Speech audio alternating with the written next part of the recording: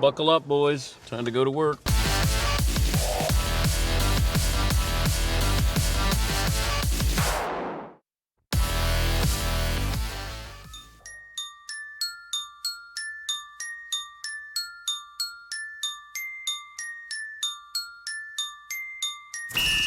Dan Patrick. Welcome to the Dan Patrick Show. Just dipping our toe back into the bubble, and LeBron's playing like it's the NBA Finals. Listen to this virtual crowd lose their mind. Chris Haynes, Yahoo Sports. LeBron knows the narratives that go out there. They know how people are trying to anoint Kawhi Leonard as being the best player. He used those defense assignments, to his will and wanted to impose himself and got off in his crouch. The same thing with Kawhi. Can I say that, crouch? You just did. Twice. You just said that twice. Crotch defender, LeBron James. Broadcasting from the Mercedes Man Cave, this is Dan Patrick. Hope you had a great weekend, everybody. Gang's all here, ready to go on this Monday, hour one. Dan and the Danettes, Dan Patrick shows we do every Monday. Best and worst of the weekend. What you saw that you liked, you didn't like. You can take part in the program. You can tweet. You can dial us up. You can email. Say good morning to Chat Row. We say good morning to our great radio affiliates around the world, numbering 362. And also, youtube.com/The Dan Patrick Show. What started as a trickle of sports earlier in the summer became a waterfall this weekend. There were 66 games scheduled between the NHL, Major League Baseball, and the NBA. Out of the 66, 59 were played. You had games that were postponed due to COVID in baseball, and a full slate, and I hope everyone's TV remote muscles were okay because we haven't used it that way in a couple of months. I know there's no fans in the stands, the real crowd noise, but it is real sports. It's like classic games where you know the outcome, or even worse, a video game recreation. You're actually seeing that. That's really LeBron doing something there. And that's actually Aaron Judge hitting home runs for the Yankees, or Connor McDavid scoring for the Oilers. There is no substitute, no matter where they're playing or who's watching. And maybe the absence makes the heart grow fonder, because sports seems as fun as it's ever been despite the restrictions. And I know we have legitimate issues, health and public safety issues. They're still paramount, but let's hope we can still keep this going. And while we have baseball, we have the NHL, the NBA, football getting ready to start. At least we hope it's getting ready to start. College football has some issues here. Baseball has some issues. It feels like baseball is on a high wire right now, and there is no net. This is truly day-to-day. We always joke that everybody's day-to-day. Somebody gets injured, they're day-to-day. We're all day-to-day. Baseball is day-to-day. There's 9 games scheduled for today and tonight. What's happening in St. Louis after what happened with the Marlins, with the Phillies, is there going to be another outbreak somewhere? And at some point, baseball is going to have to hit the pause button. If you remember going back to the interview I had with the commissioner of baseball, Rob Manfred, I said, at what point, what has to happen for you to hit the pause button? He didn't really have an answer. Well, he may have to come up with an answer here soon. Watched a lot of NBA, watched a lot of baseball, watched some hockey over the weekend. I watched golf over the weekend as well. So we've had the busiest August sports-wise that we've ever had and will ever have with all of these games. But baseball, you hold your breath because it feels like we're waiting for the other shoe to drop. A lot of great matchups in basketball. Got a chance to watch the games last night on ABC. The Rockets against the Bucks. You know, I like the Rockets as sort of a dark horse here. I think given a shorter season, the fact that I have those two players in Westbrook and Harden, if they get healthy, they get Eric Gordon back, the Rockets to me are going to be a tough out. Portland was fun yesterday against the Celtics. Watched the Lakers. The Pelicans, if I'm the Pelicans, I just say to Zion, why don't you go home? We're not going anywhere. And my point is, if you want to have him with the team, that's great. But if you're not going to play him, then just send him home. He just doesn't look like he's in shape. He is explosive, but he doesn't look comfortable out there. They got blown out by the Clippers, and I know it was nice. I feel like the Pelicans felt like the NBA did everything they could do to get you guys in a position to maybe make it into the postseason, but they can't play the games for you. And after losing, and they didn't look good at all. You know, not having Zion or, you know, he's on his minutes restriction there, but you're losing by 35 to the Clippers. And it really looked like junior varsity out there. But you got a couple more games, but I would just have Zion go home and then regroup. Because that was my big concern. You either you're going to play him or you don't. Don't have him sort of there. And if he's going to be there on a minutes restriction, why didn't you play him, save up some minutes for the final 5 to 7 minutes against the Utah Jazz? Because you could have won it. And you need to win games. That, to me, is a necessary risk right there. Now, unnecessary. You don't need it. Don't need him out there. Go through the motions, play your games, get a little experience there, but I would have Zion just go home. There were a lot of impressive performances. Luka Doncic, you know, the two best players in the game might be foreign-born players, the Greek Freak and Luka Doncic. Now, I know, you know where I stand on LeBron and his greatness, but I'm just talking about the way they're playing right now. Greek Freak, Luka Doncic might be the two best players in the game. Russell Westbrook had 31 against the Mavs, 31 against the Bucks. Damian Lillard had 30 against the Celtics, 29 against the Grizzlies. Kyle Lowry had 33 in a win against the Lakers. Point guards doing well in the bubble here. Been a lot of interesting performances. Raise your hand if you know who TJ Warren is. Raise your hand if you know who he plays for. Raise your hand if you realize he scored 53 in a game over the weekend. Exactly. And I follow this sport. That's one of those where you go, TJ Warren. Seahawks defensive back. TJ Warren. I think he averages like 18 or 19 a game. I couldn't quite remember who he played for. And then all of a sudden it was the Pacers. I go, of course, TJ Warren on the Pacers. That kind of weekend. Yes, McLovin. Do you remember TJ Ford out of Texas? Yeah. I thought that might be him this weekend. It wasn't. Point guard, TJ Ford. He was a nice little player. Yes, Todd? Wasn't there that UCLA basketball player that was in Hill Street Blues? I thought it was that guy. That was Mike Warren. It was Mike Warren. Yes. Thank you, Todd. And TJ Warren also went to NC State, not Duke, not North Carolina. No offense. Yeah.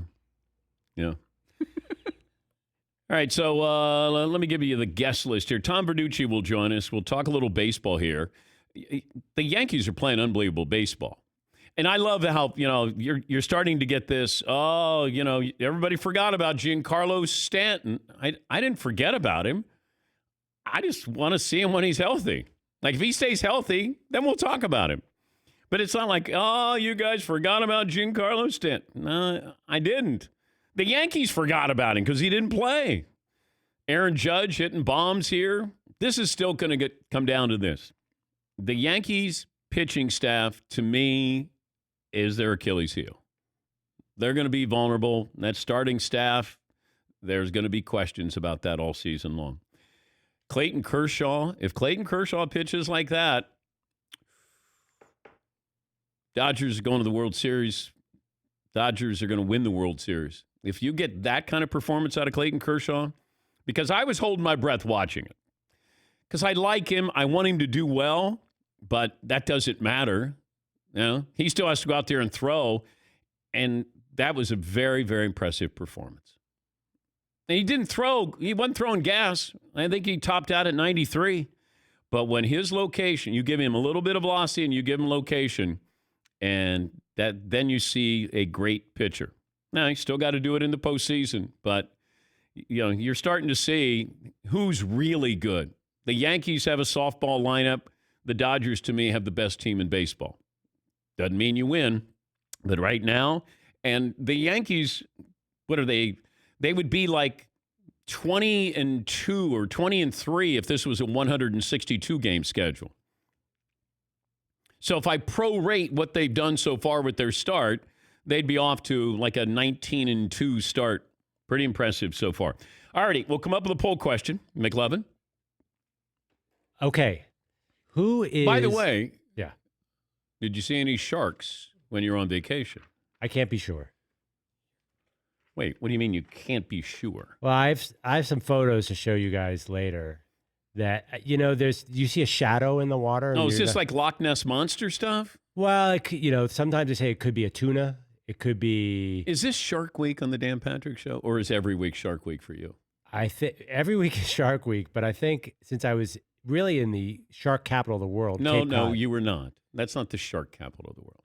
lately it has been, although I have bad news. The sharks, because of warm waters this year, are moving to New York, Connecticut area. Are you going to follow them? Yes. Will you give up your job to follow the migration of the sharks? Yes, I am ready to do this, but I'll show you guys some photos of what could or could not be shark activity. Okay. All right. Later this show and later in the week. By the way, Ethan, who does our stats, you know Ethan. Ethan just sent me a note. The Yankees have 7 wins. The Marlins and Phillies have combined to play a total of 6 games. That's just Ethan bringing noise early and often on this Monday. This program brought to you by LegalZoom. You can start online, and they have a network of independent attorneys. They provide advice when you need it. And since LegalZoom isn't a law firm, you don't have to leave your home. Visit LegalZoom.com today for more information. Okay, McLovin, what do you have? Okay, if you take out the big 3, the Lakers, the Clippers, and the Bucks, who is the biggest threat to win the title? I'm going to give you the Toronto Raptors. Boy, they're getting a lot of love now. The Boston Celtics. Okay. The Houston Rockets. Your dark horse pick. Yeah. People are into the Oklahoma City Thunder. I don't know why exactly. I can't tell you much. You know, it'd be Chris Paul. Like Chris Paul is running the point. You may not, not big numbers. Chris Paul, I talk about managing a game as a quarterback. He manages a game at the point guard position as well as anybody, if not better than everybody. He's really, really good at understanding the game and moments. And I watched him. He manages to do the right thing. So I think it comes down to Chris Paul. What else? Are there any other teams? The Nuggets have injuries. The Jazz have injuries or COVID, and the Mavericks can't play any defense. So I don't know. Are there any other teams that look as like real threats? What was it, like 150 to 150 the other night between the Mavs and the Rockets? And then they went into overtime? 302 points were scored after just one overtime. That many points. Oh. Can your defense be quarantined? Can you say to your coach, man, my pandemic got it. My offense is here. My defense has been quarantined. Nobody was quarantined out there as far as defense goes. My kind of game, back and forth. Yeah, McClellan. So side poll question, which point guard do you want? You're talking about Chris Paul. Yeah. If I give you Chris Paul, Russell Westbrook, Kyle Lowry, or Damian Lillard, with the Blazers are in that dogfight to make it in. But they're different point guards. Kyle Lowry and Chris Paul are similar. where Russell Westbrook and Damian Lillard, they're just attackers. They're alpha dogs out there. So it's different. It depends on what your team needs. But, it's weird to say the defending champs, we forget about the Raptors during the regular season. Then all of a sudden in the postseason, we go, oh, wow, they're going to be a tough matchup. You're starting to get a little bit more love with the Raptors maybe coming out of the East here. Portland, of course, people thought that maybe that would be the big surprise if they came out of the West. But Toronto's not a surprise out of the East. I just think we forget about Toronto. And here they are, not going away. What else do you have, McLovin? Okay, so a few of us were watching that Celtics-Blazers game yesterday. If you could start a team with one player from the Celtics, Jason Tatum or Jaylen Brown, who's better? Jason Tatum went like 2 for 18 yesterday. But it feels like he's on the precipice, the cusp of being a great player.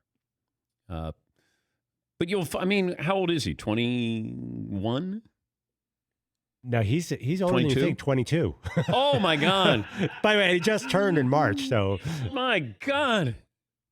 And then Jaylen Brown is 22, 23. Wait, he's ridiculously young, too. That's why when you look at this by comparison and then you go back in history, guys didn't start to emerge, as a great player till they were 24, 25, 26. Now you're playing 1 year in college, you're in the NBA, and by 2021, we've seen quite a bit of you, or at least we think we know who you are. But I would say Jason Tatum. How old is Luka? 21, maybe. You're right, 21. Yeah. McLovin set himself up there. No, I'm not even on the Luka is lying about his age anymore. He's too good. Even for an older guy, he's good. Yeah, I know. McLovin goes, he's not 21. Does he play like he's 21 in any way? No, he doesn't. He plays like he's going to play when he's 45, when he plays a pickup game, where there's always that guy who knows how to play. He's not fast, he can't jump, but he just seems to do everything right. He's always in the right position. So Luka plays like he's going to play when he retires. He does have the ball a lot, maybe too much, but he has the ball a lot. He's right up there with Harden. They like them some basketball there. Another story that nobody is probably going to tell you about today, but I found it fascinating. And, I'll talk to Verducci about it. It's a baseball story, and I did send it around to the Danettes. And it was one of those, if I said, hey, TJ Warren put up 53, and you go, who's he play for? If I told you Tyler Alexander had one of the great performances in baseball history yesterday, and you probably would go, who does he play for? And what position does he play? But have that for you coming up. Your phone calls, 877-3DP Show. Email address, dp@danpatrick.com. Twitter handle at DP Show. The Pac-12 has some players who are sending demands to conference officials. We'll talk to Pete Thamel of Yahoo Sports about this. I did have a source say to me yesterday, your wish for the Power Five seceding from the NCAA is getting closer and closer to a reality. I said, well, first of all, it's not my wish. It's just my prediction. The Power Five is going to go on its own. I don't know when, but it's going to go on its own. Chris Mannix from Sports Illustrated will join us from the bubble, get his thoughts on what we've seen so far, first week of the NBA season. We'll take a break. We'll check in with Tom Verducci. Is baseball on a high wire act right now with no net? A few things to talk to him about. Coming up on 18 after the hour. Glad you're part of the program. This is the Dan Patrick Show. Hiring can be difficult. We know that. But if you're a company that's currently trying to hire, you face new difficulties, from safely reopening your doors to finding the right person. And it's a specialized role, and you're trying to find somebody. Housing Wire could relate. They needed to hire an ambitious reporter to cover news stories on the U.S. housing market. So they turned to ZipRecruiter, and that's how Housing Wire found Alexandra Roja. Alexandra never imagined she could get a job as a reporter during COVID-19 because there was a hiring freeze. She created a profile on ZipRecruiter. ZipRecruiter matched Alexandra to Housing Wire's reporter job because her degree and writing skills were a great fit for the role. Housing Wire received her application only 4 hours after they posted the job. A couple of weeks later, she started her job. Let ZipRecruiter help you hire and see why 4 out of 5 employers who post on ZipRecruiter get a quality candidate within the first day. Try it now for free at ZipRecruiter.com/Patrick. That's ZipRecruiter.com/Patrick.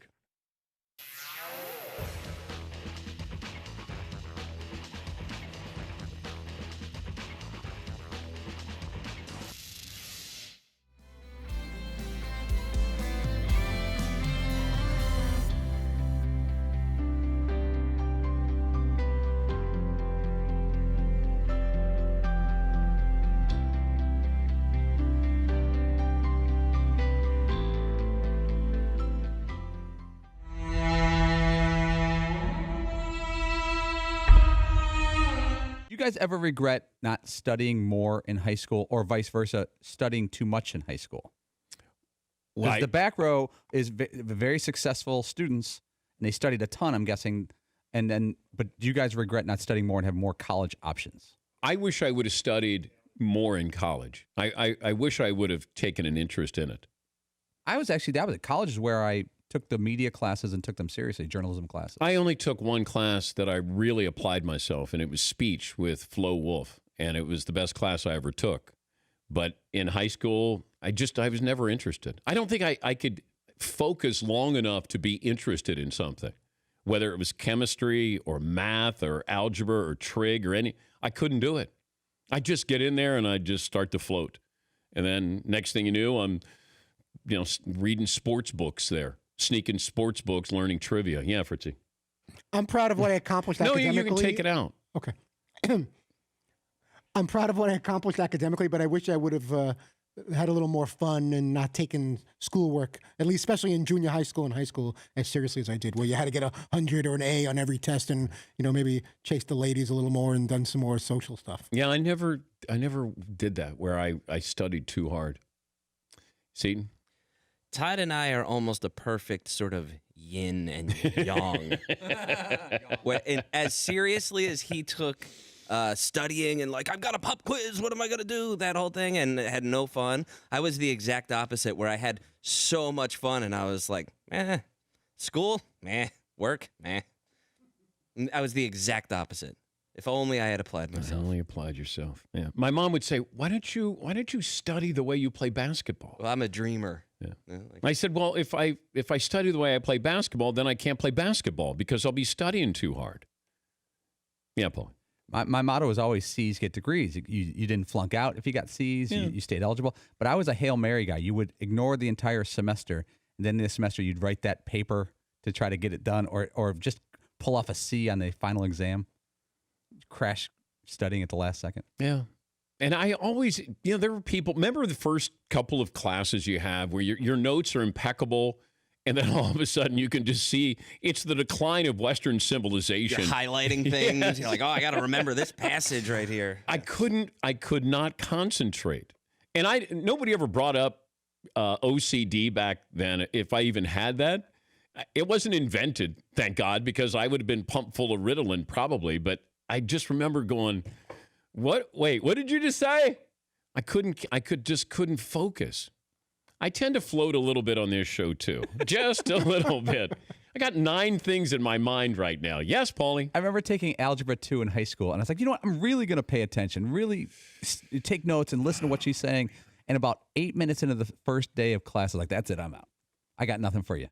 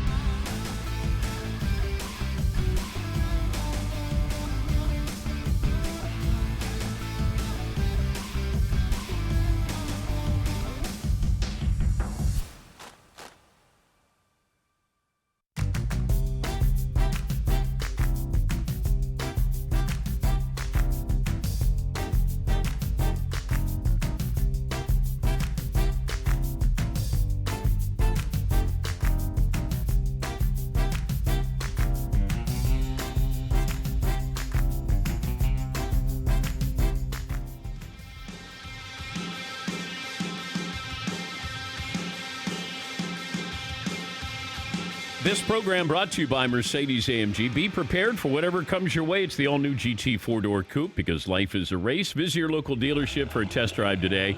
If you miss any interviews from the Mercedes-AMG Man Cave, go to the Dan Patrick Show app or danpatrick.com. Watch and listen from inside the Mercedes-AMG Man Cave. Mercedes-AMG driving performance.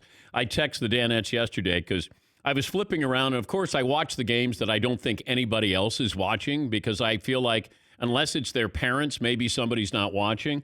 Like Orlando against Sacramento. I'm watching it. Even the players' parents probably aren't watching. So I said, hey, Tigers, Reds. And I didn't hear back from any of you guys. Tigers, Reds. And then I go, wait, anybody watching this? Tyler Alexander just struck out 9 consecutive batters. I got crickets from my guys. Tom Verducci knew about this, even though Tom was working on the Diamondbacks and the Dodgers telecast yesterday. Tom on loan from MLB Network joining us there. Pretty impressive performance from a Detroit Tiger pitcher there, Tyler Alexander. Yeah, it is. I mean, listen, this is an interesting season. We're seeing all kinds of, I think, weird records and schedules and anything goes. We knew that going in, but I guess if you wanted to skip to the shorthand, Dan, you would say, let's just have the Yankees play the Dodgers tomorrow. Yeah. Go straight to the World Series and forget about this other nonsense and weirdness. If not those two, then who? Really good question. You know, the Braves to me are an underrated team. I mean, they won 97 games last year, and they're kind of an experienced younger team now. I think they're a little bit dangerous. You know, the American League, the Minnesota Twins are just picking up where they left off last year. We've seen them though in the postseason just can't get by the New York Yankees, but there's like a tier of near elite players, but I got to say the Yankees and the Reds and the Dodgers are in their own tier above that elite tier. Also, with what I watched Clayton Kershaw yesterday because I was kind of holding my breath after getting scratched opening day. That's as good as he's looked in 3 years, I'm going to guess, Tom. There's no doubt about that, Dan. Listen, he went to Driveline, the high-tech facility in Washington, to try to recapture some of his fastball velocity, and he has. I mean, he hit 93, a little over 93 yesterday. That was his best fastball in at least 2 years, since July of 2018. And I think even better than that, Dan, it was just the ball was coming out of his hand easy. His command was impeccable. I was surprised that he went back out for the 6th inning. He clearly talked to the manager, Dave Roberts, and said, hey, I'm good. That was a really good sign. He held his stuff through that game. If you're a Dodger and watching him pitch, I don't know if you noticed this, Dan, he worked so quickly. He worked twice as fast as he normally does. I think that's just an indication of how good he felt. These postponements over the weekend, I liken baseball to being on a high wire with no net right now. It just feels like the commissioner is holding baseball's holding their collective breath. Can the commissioner exhale anytime soon with this situation right now? No, I don't think so because, listen, we know that this season for the owners anyway is mostly about the postseason, right? There's $1 billion pot of gold at the end of the postseason for the owners from TV money. More than 60% of national TV money comes in the postseason. So they need to get not just to the end of the regular season, but really to the end of the postseason. This is what this season is about. And I think what happened first with the Marlins, now with the Cardinals, has been a wake-up call. I think for the most part, Dan, players have been really good about sticking to the protocols. But these were cases that proved just stepping out of line a little bit jeopardizes everybody. And when I say everybody, I'm talking about the entire league, not just one team. So you can't get together with your buddies after a game and have a pizza, which is what's going on. You know, you can't go back to the same behavior that you had before. And I think a lot of teams, I know the Dodgers had a team meeting about this. The Diamondbacks did as well. We got to be better, guys. You know, there's no room to just let your guard down. And I think, as I said, players on the whole have done a really good job, but that was a wake-up call that it has to be even better. Does baseball punish the Marlins franchise or these players? You know, I don't think so. They're doing their own investigation, Dan, to get to the bottom of this. I think they already know, in a general sense, you know, what was happening, where the breach came. The good news for baseball, Dan, is nobody believes, at least in baseball, that the act of playing baseball outside leads to transmission of the disease, right? The Phillies played the Marlins when a bunch of their players were positive. And all week long, no Philly player tested positive. I think that was the underlying silver lining in this case, is that it's mostly about what are you doing away from the field of play. That brings us to our final story, Yoenis Cespedes. And can you explain in 30 seconds to us what happened yesterday with the Mets outfielder? Well, there was a period there where the Mets were clearly concerned because he wasn't at the ballpark and nobody had heard from him since the previous day. They actually sent security people to his room at the hotel. They opened the door. There's no Cespedes. There's no personal belongings. He's clearly not there and gone, but they still don't know where he is. It wasn't until during the game that his agent called up and said, oh, by the way, he's gone home. He's not going to play for the rest of the year. So, bottom line is good thing that he's safe. I respect, as the Mets do, anybody's decision if they don't want to play in this atmosphere, right? Lorenzo came to the Brewers, did so the other day. But you know what? He told the team what he was doing. He didn't get up and leave without telling anybody.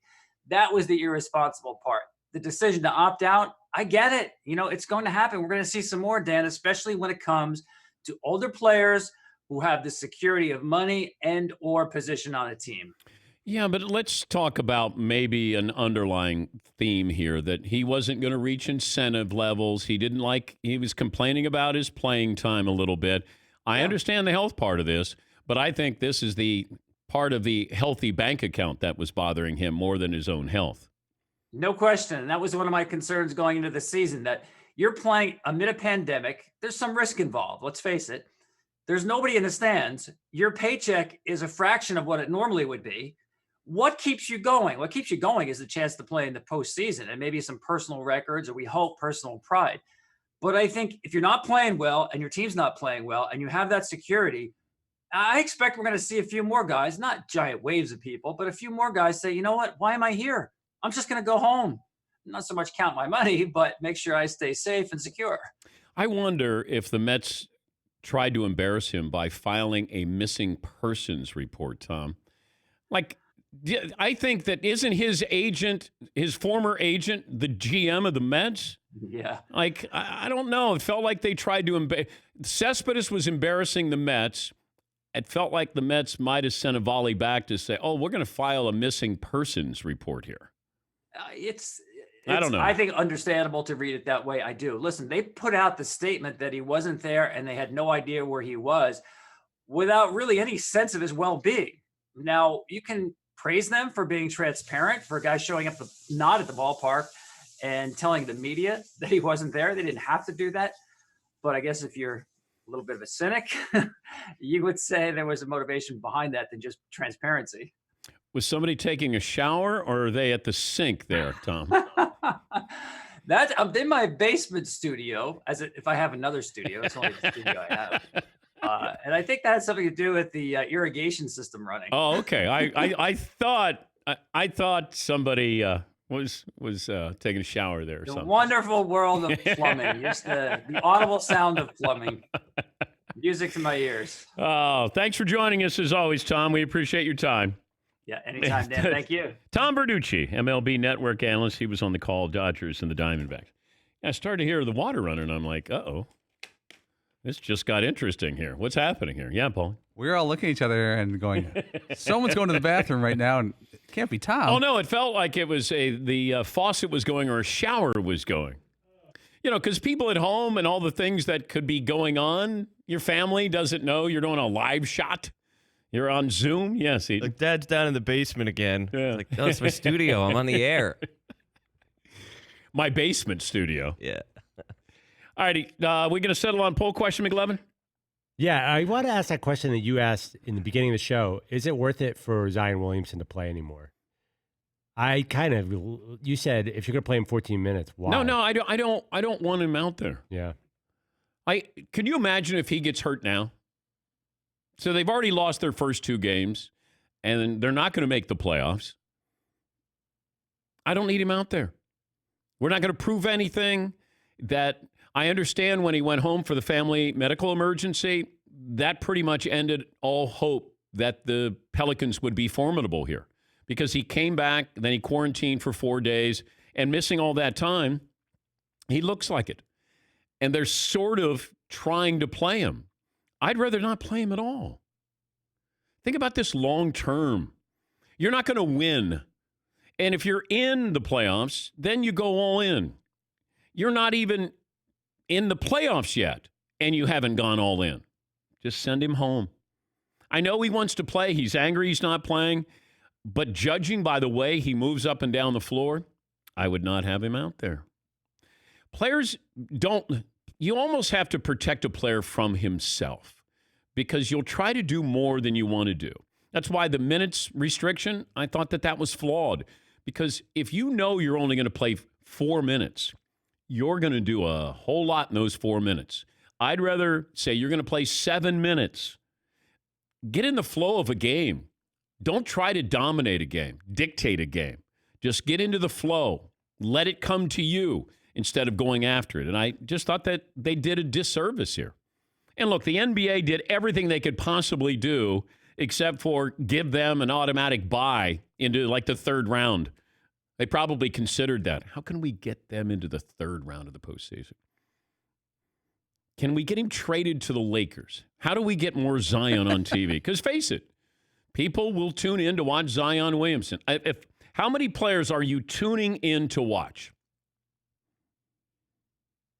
Just the NBA roster here, if I said, now you might say, I'm going to watch that team. But if I said individually, how many players in the NBA will you go out of your way to watch? Not, hey, it's on, I'll watch. I want to know the tune-in factor. LeBron has it. I think James Harden has it. I think Luka has it. I don't think people are fascinated with the Greek Freak. I think he is a spectacular player. He's going to be the MVP. I don't think he's tune-in worthy. And I'm just saying that as a basketball fan, I'll watch, and sometimes he might make it look too easy, but I don't have the fascination watching him that I do Damian Lillard, believe it or not. Zion, there's a tune-in factor there. Joel Embiid, there's not a tune-in factor there. Jason Tatum, not a tune-in factor. Used to be Russell Westbrook.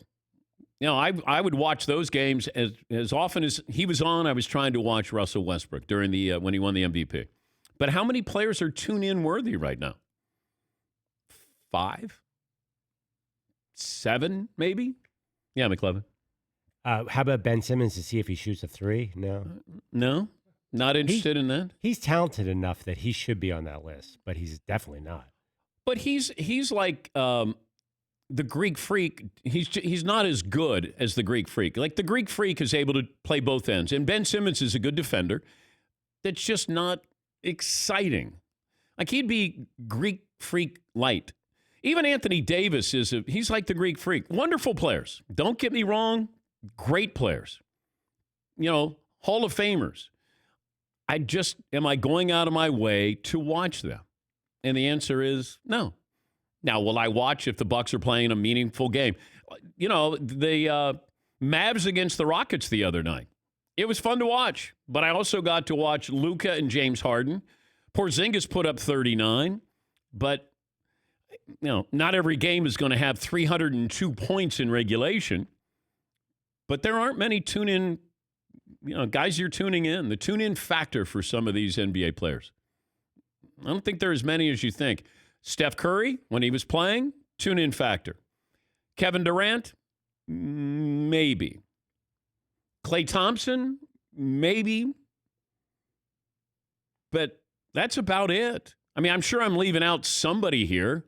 But if you said I could watch the Joker play in Denver, I'd go, no. But I am fascinated that a guy who moves like I do can do what he does. But then you'll watch Sacramento, Minnesota on a Tuesday night. I will, but that's only because I feel like nobody's going to watch them. And I would, from somebody who played, for bad basketball teams and nobody watched, I always wanted somebody to at least watch or care. And I'm watching Orlando and I go, I don't care, but I have to keep watching. Yes, McLevin. Donovan Mitchell do it for you? Yeah. Devin Booker? Any young guys that are not yet? No. They're great players, but I'm just talking about if I said, hey, this is on or that's on. Or, You have to go do this, or you can watch this game. Yeah, McLevin. Kawhi, you didn't say. He's not a tune-in factor guy.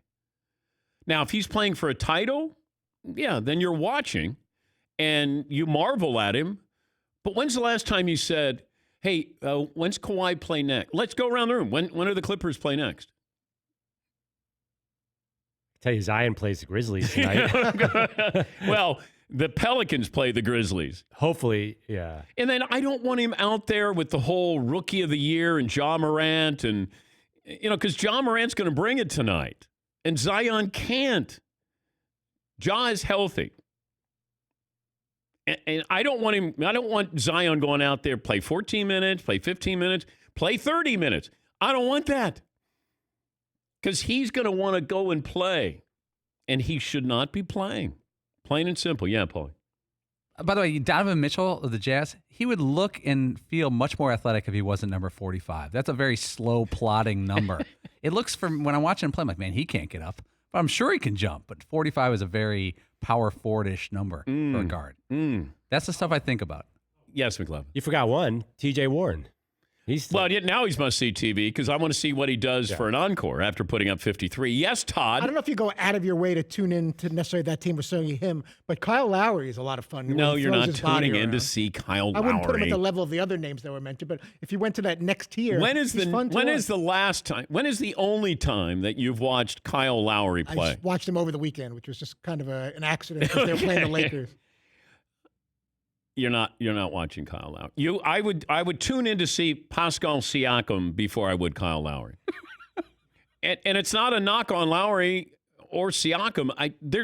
There just aren't many tune-in factor games or players. Yeah, McLevin. Karis LeVert put up 34 for Thank the you, Nets the other McLevin. day. Yes, Eden.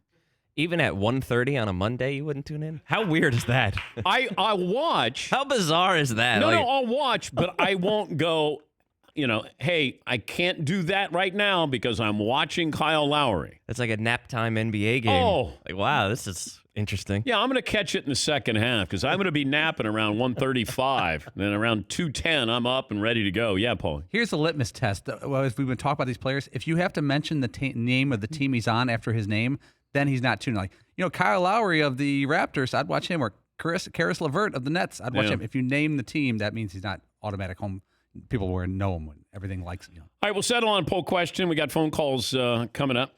And this whole Pac-12, what is going on out there with their football players, and our other conferences going to follow suit? I don't know. But I do think if the Power Five leaves the NCAA, then you might have, I don't know if it's a union for the players. I don't know. I was told yesterday that there would be representation because players just want to have a seat at the table. And right now, they don't have a seat at the table. And so they want to have representation there. And I don't know if we get to the Power Five leaving, at any point soon. I was told that that's going to happen. The question is not if, but when. And then what's going on with the Pac-12 with some players? How many players would it take to really capture the attention of the Pac-12? Where they go, okay, now we're going to listen to you. Because you're going to try to shut down a conference here. We'll take a break. Play of the day up next here on the Dan Patrick Show.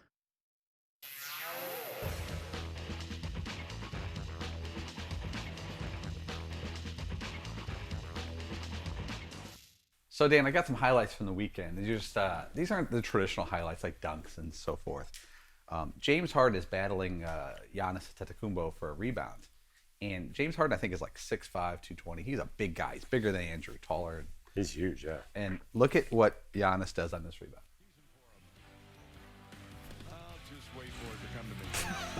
Oh. Is that legal? It should be illegal what was just done to him. That looks like a little forearm to the beard, like the older brother in the shoulder. Here's Boban.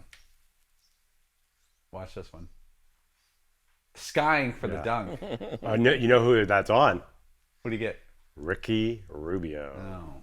With the man bun. He's off the ground though. He's probably like 6'8". How fast do you want to just pick up the ball and inbound it and get the next play going after what just happens here? Now, the best of the weekend, Dan. Now, I mentioned James Harden, and even though we kind of goofed on him there, I guess he's a big fan of yours, which I didn't know.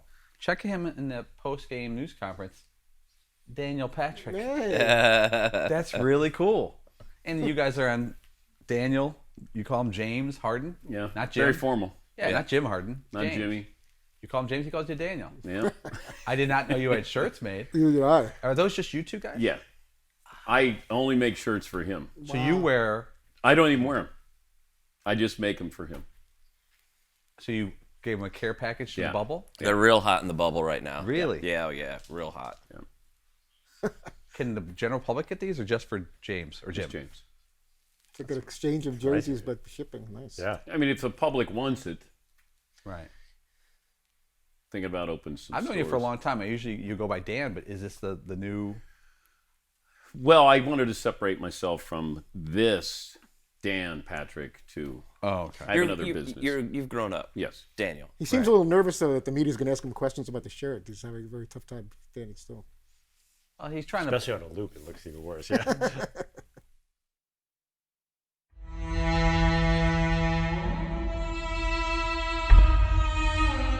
Yeah, Fritzy.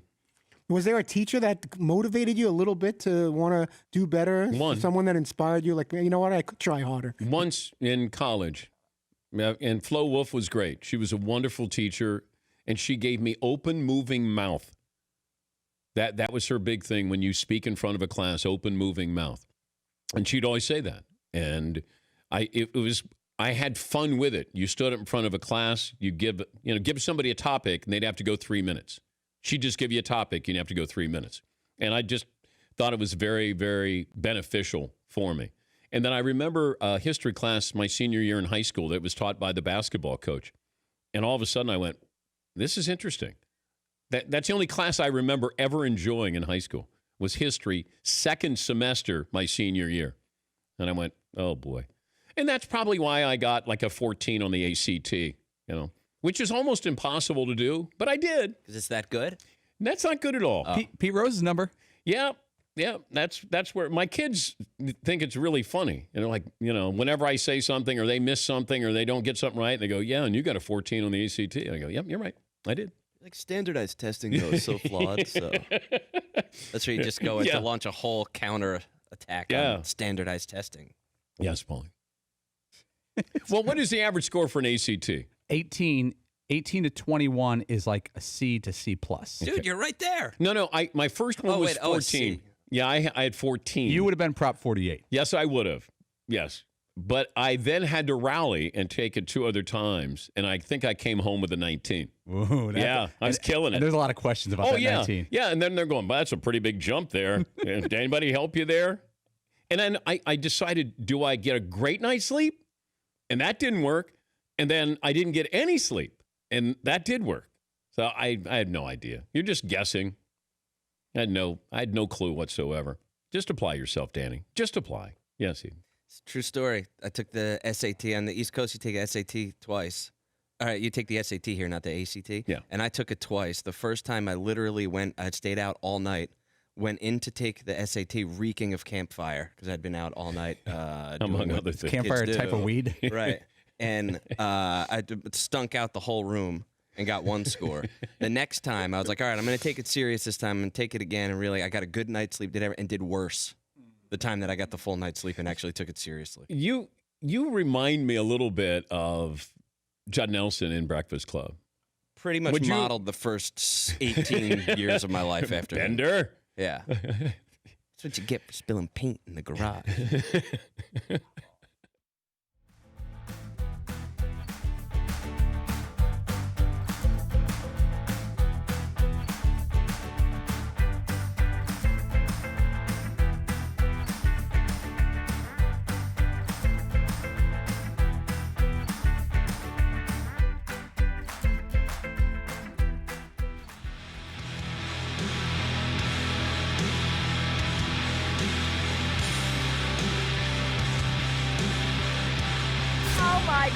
The play of the day. Left side, got it! They're gonna play it and play it. This is the play of the day. Check this out. Barnes to Judge.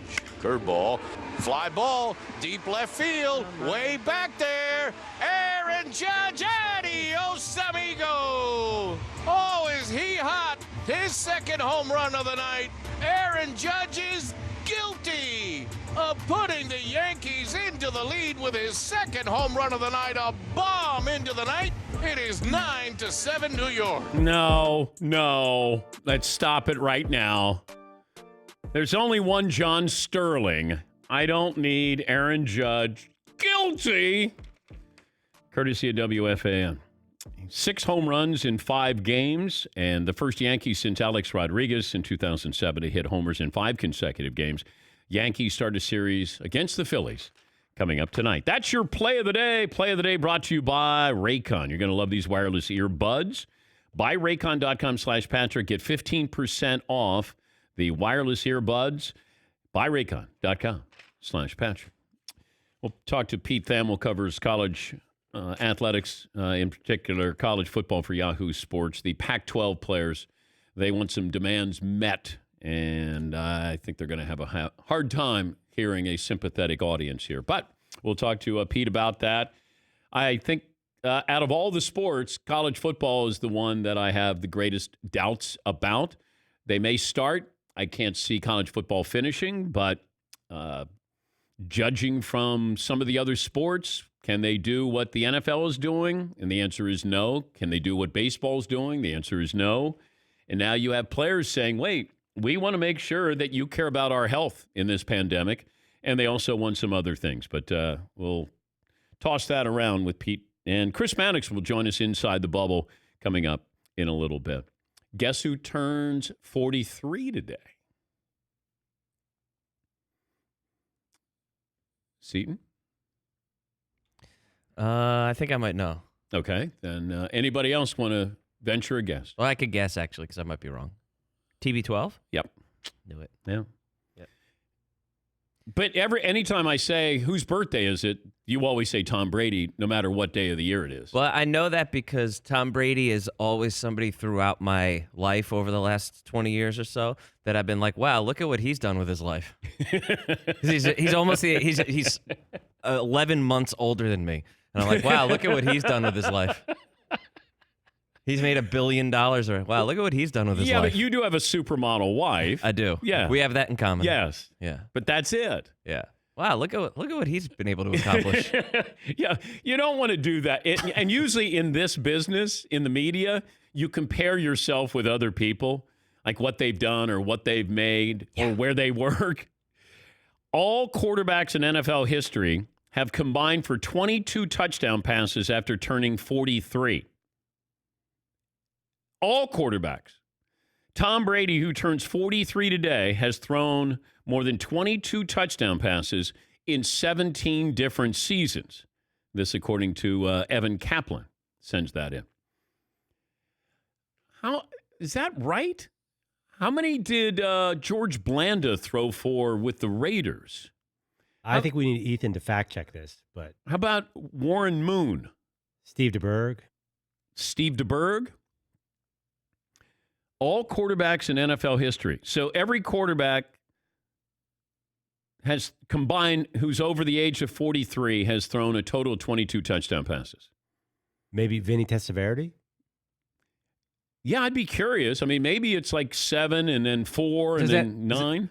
After the age of 43 is the thing? Yes. Warren Moon didn't throw a lot after age 42. What about George Blanda with the Raiders? Checking. I got he's threw about, I think most of them are going to be George Blanda. He had 6, at least 6. But after no the age of 43? I thought George played till he was 48. But I think he was also kicking, right? He was a kicker. So he only played part-time at quarterback. Okay. Oh. And Vinny Testaverde? I thought he might have played at 43. All right. Let me get a couple of phone calls. Gus in Los Angeles is back. Hey, Gus, what's on your mind?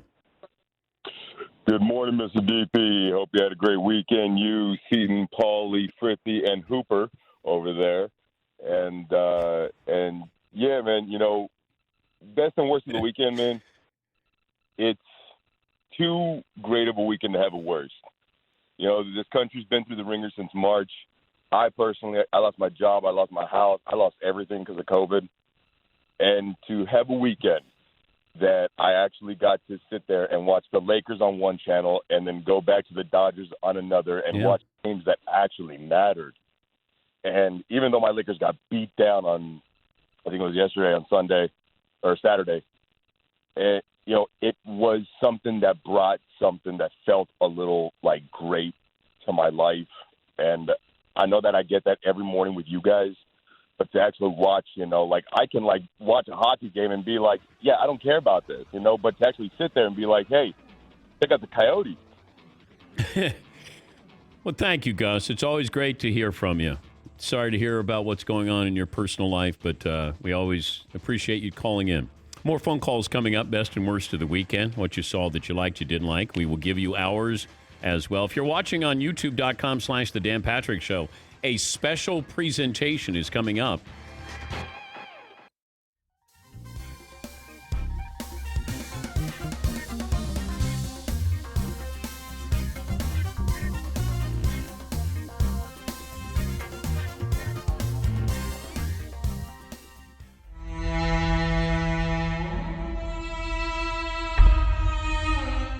All right, so some of the great quarterbacks of all time and you are going to have thrown passes to McLovin. Do I really need to wear a helmet? I hear he's a mean ping pong player, but this is There he football. goes. You know what? Just put on the helmet for safety, all right? So Aaron Rodgers nearly took his head off. Scoot this way so I don't break a camera. Yeah. Well, what about this part? Who cares? No, I'm kidding. So you have any words for him? You normally have words for a quarterback who's going to throw you a football. Well, but that's the active quarterback. Why do they use quarterbacks? There's really there's no fear here. That's a rhetorical question. He's my dummy. Dan, do I need to wear this He's my helmet? crash test dummy. Okay. So we usually give you three pops. Three pops? But I like to hear a little Marino. Well, you snap it to me in the gun. I got to be in the gun. So this is Dan in his prime. Can you make sure Marino, not me. Dan Marino. He walk up. First of all, he does this, as you know, Dan Patrick. I can't stay down there that long. Oh, yeah. Comes in, he goes, check, check, check. Mike 54, Mike 54, Mike left. Down, set. White 50. White 50 did not. There you go. Okay. All right, here we go. Okay. One more. We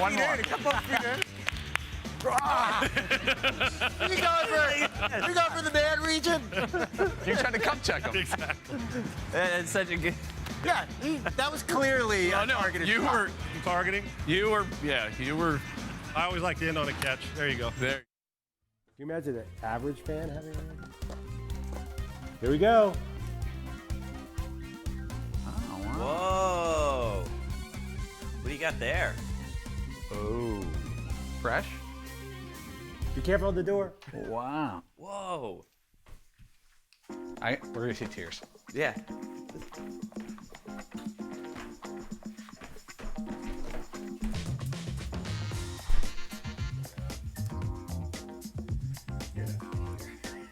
So Alan is a huge Kelly Slater fan. And this came in, and of course, Al has Kelly Slater here. He's the guy that watches the World Surfing Championship feeds from Fiji or something. You always know that Alan's been at your desk because there's a live surfing webcam up from somewhere across the world. So, Alan, glad that you got your Kelly Slater surfboard. Now, don't use it. Yeah. You look emotional. I can't cry. Wow, that's huge, dude. That's huge.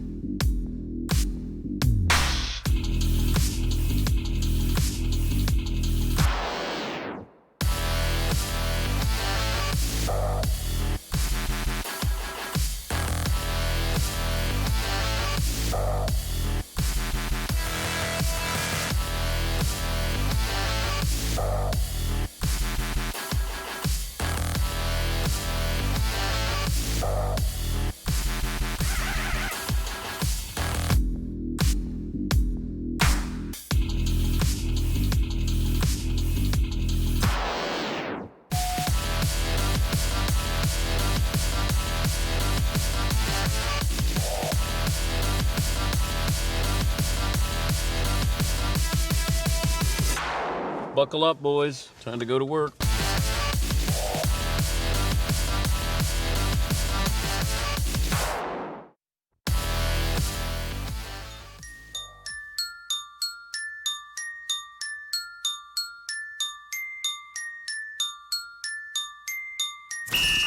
Dan Patrick. Welcome to the Dan Patrick Show.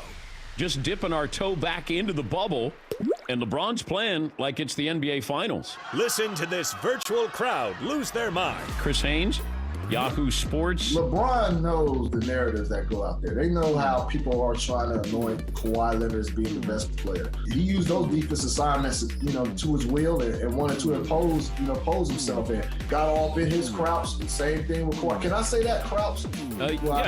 You just did. Twice. You just said that twice. Crotch defender, LeBron James. Broadcasting from the Mercedes Man Cave, this is Dan Patrick. I just got word that Dwayne "The Rock" Johnson bought the XFL for $15 million with some partners there. Welcome to the program. Hour 2 on this Monday. Dan and the Danettes, Dan Patrick Show. The league was listed with assets and liabilities in the range of $10 million to $50 million. XFL filed for bankruptcy due to COVID-19, and that prompted the cancellation of the inaugural season.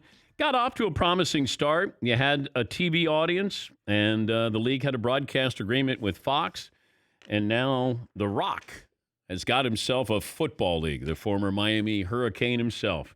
College football players empowering themselves was a trend that started before the coronavirus. We saw it with, the struggle to be able to profit off their own images, and they've been able to do that.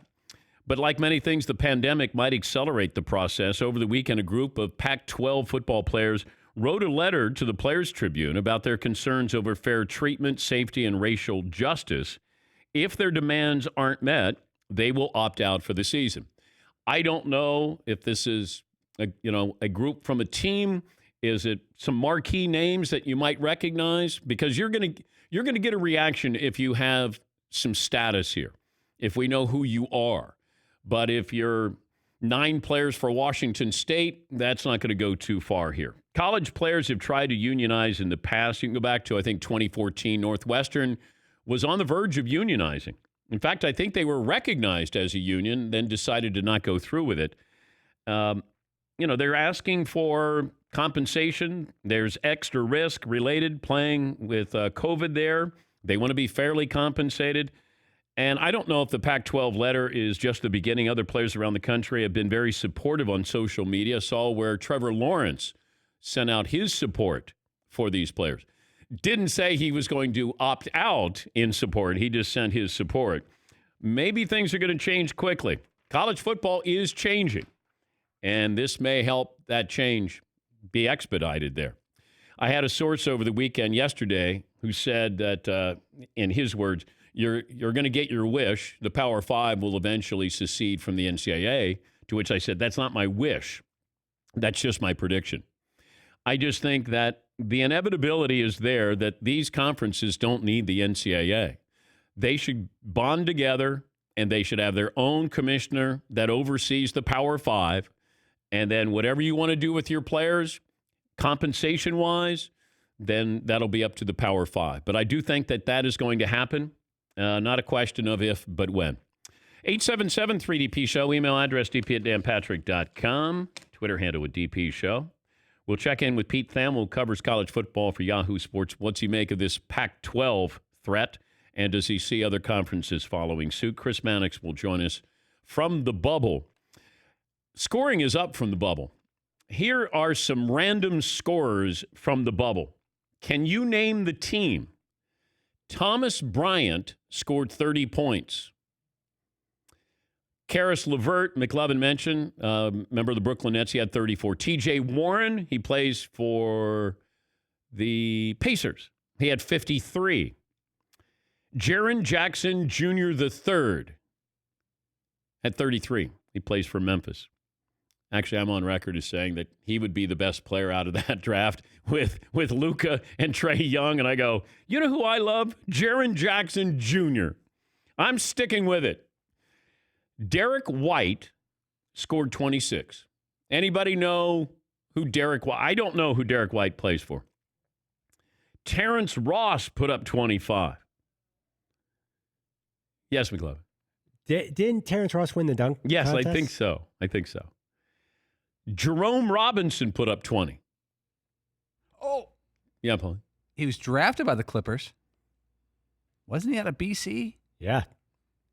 And Thomas Bryant, I know he went to Indiana. He was pretty good for the Hoosiers. I don't know where they play now. Okay.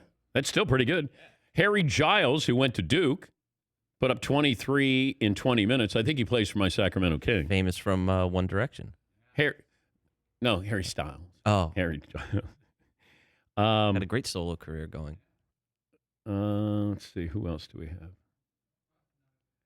Let's see. Anybody else? Any random scores? Now, you do have some of these other guys that, Luka had, 49 in a game, and Harden put up close to 50 in a game. Yeah, McLovin. I have the teams that Derek White is a Spur. Okay. Of course, you should say Spur whenever you don't know the guy. And who is it? Jerome Robinson is currently on the Suns. Ooh. Oh, okay. Yeah, and then, the Suns I think run a high octane offense. So Yeah, they have do. a lot of big scoring numbers. How do you pronounce Timothy Uwawu? Let's go with that. Let's go with that. He's French. He's French, so use your French skills. Bonjour, comment vas-tu? Does he play for the Nets? Yes. Timothy Chalamet. So if you could do French, you can do his name. Timothy Cabarro. Cabarro. I think I saw that play on Broadway. He's played 6 games in the last 4 years in the NBA and somehow put up a 24. 24 in 23 minutes of work. So what does all this scoring mean? Does that mean the bubble's easier to play in? That defenses are quarantined right now. They're not exhibition games, but it feels like they're kind of glorified scrimmages. And I think because of that, I don't know, it's a weird thing. If you don't think anybody is watching you, maybe you don't play as tough a defense. How about that? That should be like the NBA 2020. If no one's watching, you don't have to play D. Yes, I'm all for that. Real logic to that, though. When you think about it. Nobody's watching. Like there's nobody there in the audience, so, all right, you slipped by me. No one's going to call me out. No. Legler's not going to call me out. No. I mentioned Tom Brady turns 43 today, and Tom Brady has a chance if he throws for 23 touchdown passes this year. He will throw for more touchdown passes than any other quarterback has, all of the quarterbacks combined after the age of 43. George Blanda had 12 touchdowns after the age of 43. Vinny Testaverde had 6. Steve DeBerg had 3. Warren Moon had 1. Stat of the day, stat of the day, stat of the day, stat of the day. Here comes that what? Stat of the day. All righty. Got a poll question, McLovin? Yes. Should the Pelicans just send Zion Williamson home? 59% say yes. I would. You got embarrassed yesterday against the Clippers. You lost a game to Utah that you should have won or could have won. And I don't want him out there. If he's ready to play, great. Then play. But if not, I don't want you sort of there. Send him home. Because what happens if he plays now and gets hurt? I don't need it. I don't need it. And you've had a good season. You're building on something. Let's just wait till next season. You took a chance. Now we move on. Play the games, and then get some nice parting gifts from the bubble and regroup for next season. That would be my approach. We'll talk to Chris Mannix about that coming up. 7 NBA games tonight, 9 baseball games, 6 hockey games coming up tonight. When we left the air on Friday at noon Eastern, there were 66 games scheduled in baseball, basketball, and hockey. 59 played. You had the baseball games that were postponed. These are uncharted territories when it comes to these sports because August is not a busy time of the year. The beginning of August with all these games, because hockey and basketball is already wrapped up, We're on the cusp of football with preseason games. And, of course, you have baseball, but we're not that excited about baseball in late July or August. We are now. Yankees playing great. It just feels like this is one of those, can we just send the Dodgers and Yankees to play? Let's cut out all these other teams and the possibility of getting COVID, and let's just have the Dodgers and Yankees play. That would be the best thing probably for the sport from the standpoint of, hey, we're going to have a legitimate World Series here. I don't know if we're going to get to the finish line. I have my doubts. Now, I'm not with Keith Olbermann and Buster Olney, who, well, Olbermann thinks it's less than 0% now. If it's possible. What do they call those, McLovin? Integers? Where it's less than 0? I don't know that term. Integers? Integers, yeah, that sounds familiar. Yeah, it's like an algebraic term. Thank you, You have a negative integer. I'm not great at that advanced math stuff. So if you I'm not either. You probably would have copied off me in high school and not done as well as you hope. Oh, I would have copied off Todd. Yeah. Although he strikes me as, and he's got Covering my those paper. big arms. Were you a paper hider? I didn't love when people would say right before a midterm, like, oh, we have a test today? And I had been studying for a month, and they just want to look over my shoulder and get basically the same grade when I haven't been out partying like the kids sitting to my left and right and having fun all night. Did you cover your paper? I didn't make it easy to see what was up. If it was a friend of mine and we were kind of sharing answers, someone that I thought prepared and studied and I valued that person's academic record, then we can share, but not to just take the answers. That had a problem. What did you say? Value your academic record? Yeah, there were kids in my class that I know studied and do very well. But those kids don't cheat off you. And they just want to check their answers with yours, and we want to make sure we got the right answer. Oh, no. You're not checking answers. That's how the only cheating I would do is checking to see if what I wrote down is similar to what the smart kid next to me did. But if it was someone that was like, we have a midterm today? Tom, that's I hate that. cheating.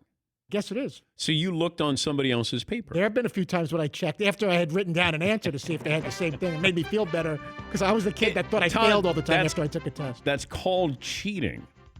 It's checking to see No, you're right. No, Todd. It's called Is cheating. it cheating? I guess it is. That's checking to see if you're right. It's not cheating. Because I did that in chemistry class off Greg Slager's paper.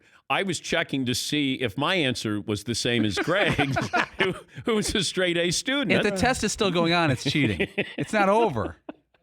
But Fritzy, there's a deal in high school. The athlete cheats off a kid like you, but then he invites you to the party and introduces you to a girl or two. You know what? If it was some star athlete that was going to hook me up with some friend, then that's one thing. But this is just someone that had no interest in doing anything but cheating and didn't study, didn't show up to class, and But just thought he you could show up for the midterm. cheated.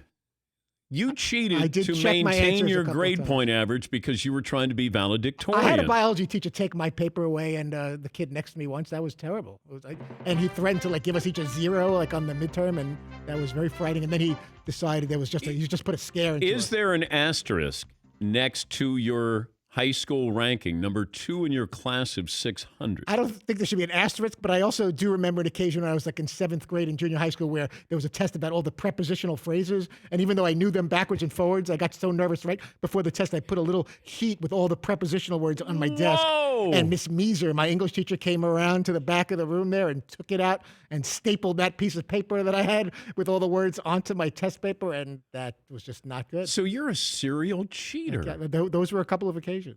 I also got a 35 once on a 4th grade vocabulary test. I wasn't all like roses and hundreds and A's all across the board.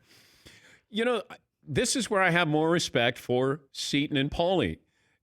They didn't cheat. They earned their bad grades, but they didn't cheat. I was more of a cheating to go for for extra credit to get my 100 to 110 when they'd offer the 10-point extra credit problem. Yeah, Seton. See, that was my problem, is that I just didn't care enough to cheat. I knew that I could do next to nothing and probably get a B or a C, and I'm like, all right, that's good enough. I would do almost nothing to prepare, but I definitely didn't care enough to write out answers beforehand or anything and look it up and be like, I'm probably just I'll get a B, C, maybe a D. If I'm lucky, I'll get an A. I'll be all right. One of the first things I remember when I met Paulie is he would always say C's get degrees.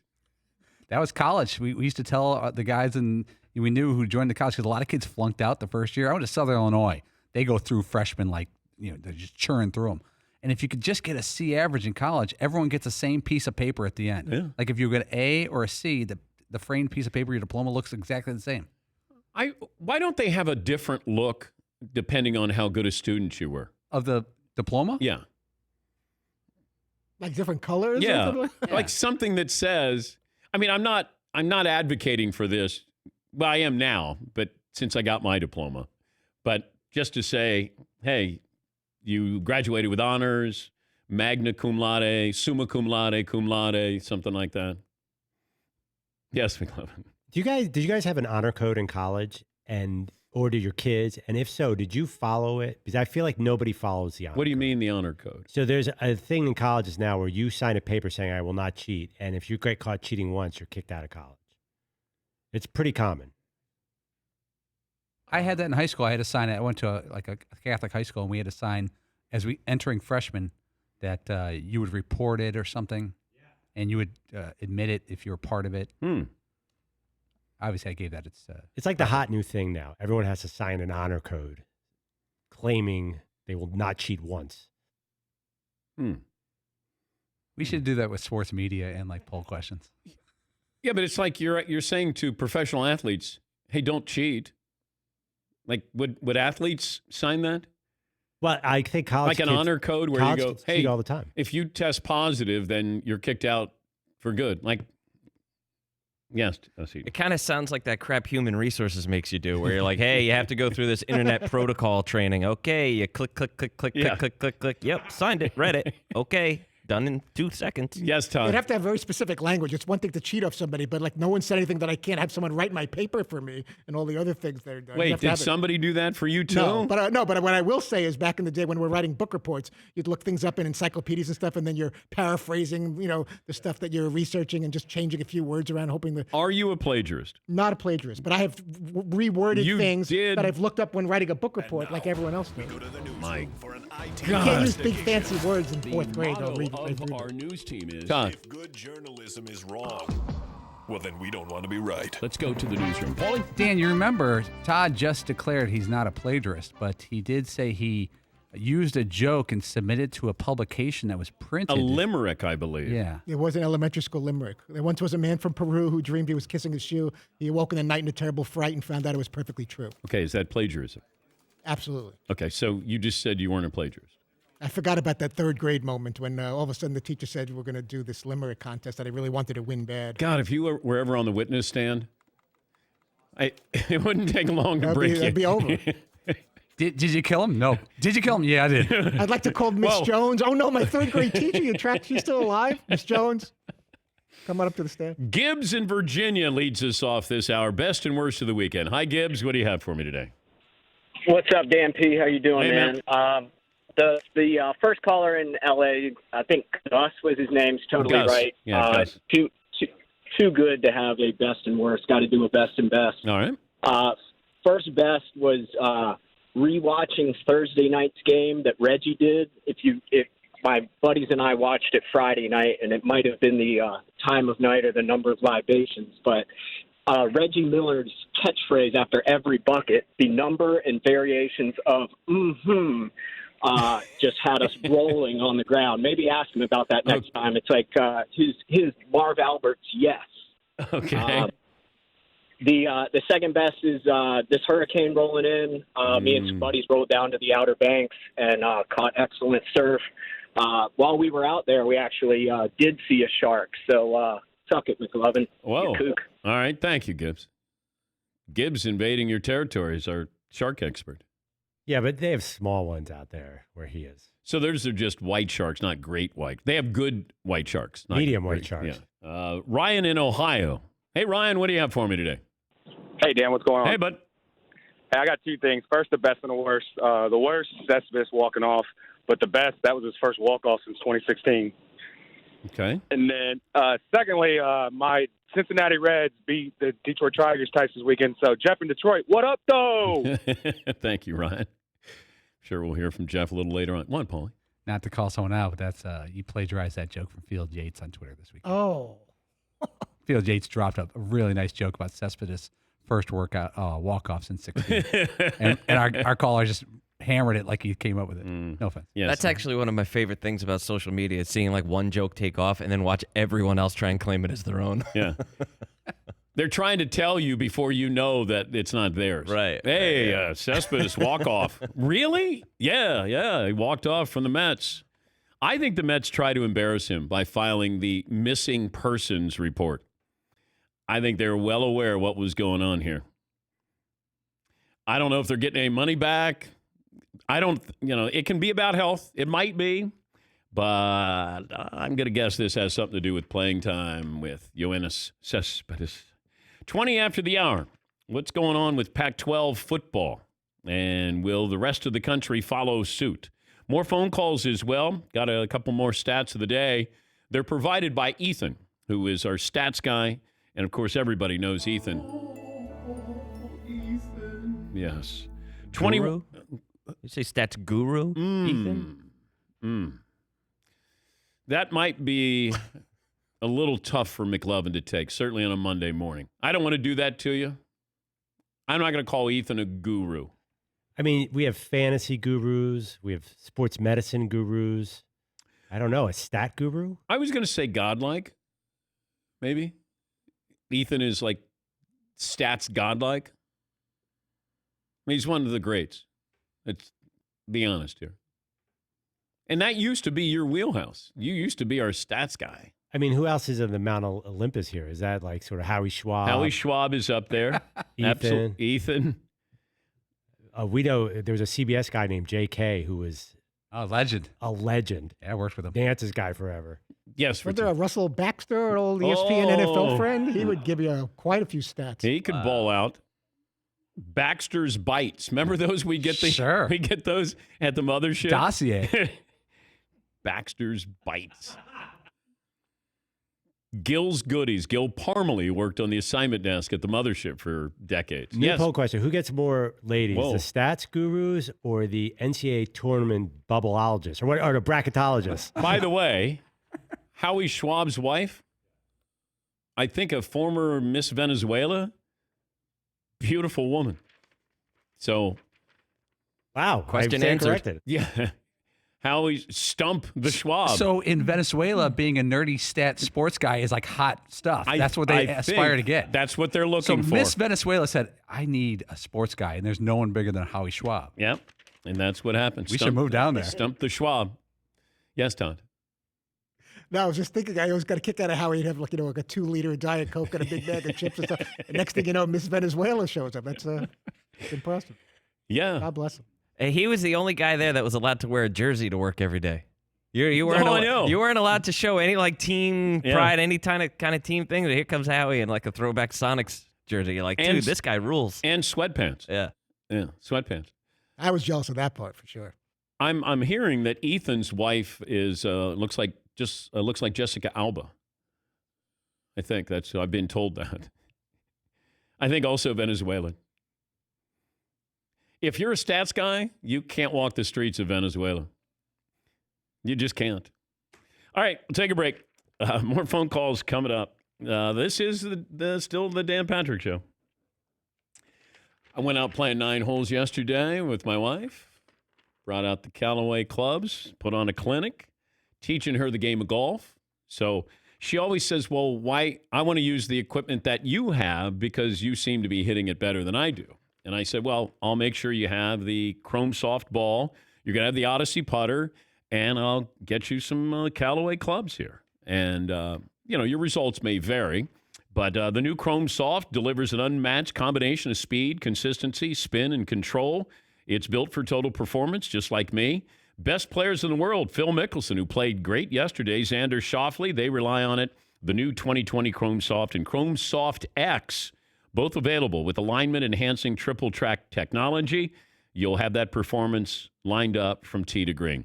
And I love that triple-track technology. It really helps you, whether you're just teeing the ball up or you're putting. The ball changes everything. Get the new Chrome Soft or Chrome Soft X golf balls today at CallawayGolf.com.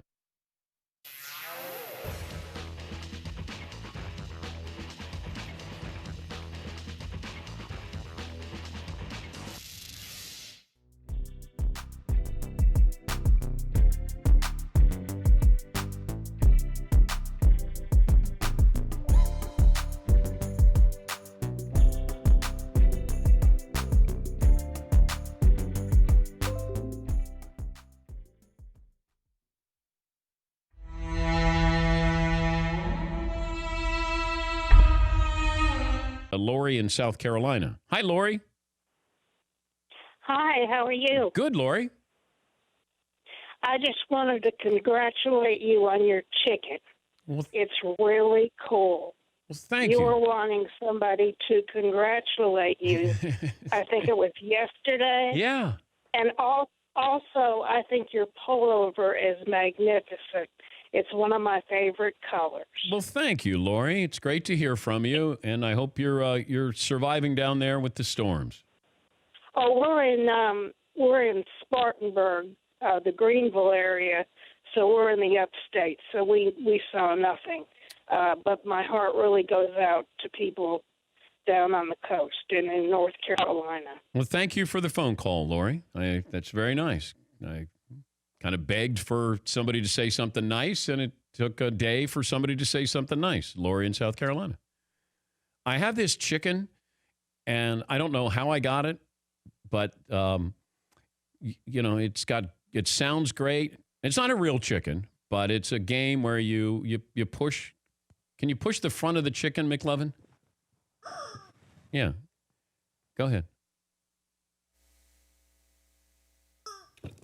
Oh, good God. Oh, boy. Oh, no. That's just. No. How do you make the egg come out? Yeah, it's better that you don't. Don't worry about it. You love when people send you toys, though. I do. Yes, he. Lori just produced a great segment here. Yeah, she did. Almost. Well done. Almost. Yeah, Paul. Remember when you had the crossbow you filled with marshmallows and you used to shoot them at us? That was a great run. I know. I know. And then you guys complained, when I'm bleeding. And I'd be, shut up. You got a marshmallow.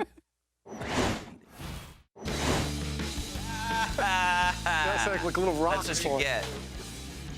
Yeah, that's what you get. These are rock hard. Marshmallow pepper. Yeah, did it leave a mark? There's a little. It did leave a mark. A little spot there. A huge one. I'm not joking. Go I in there. accidentally. Great, now I got a big hickey on my neck.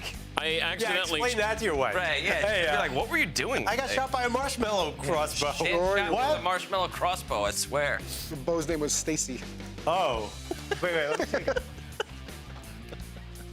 Got a little pink spot. Get out of here, you jerk. Why did I bring this up?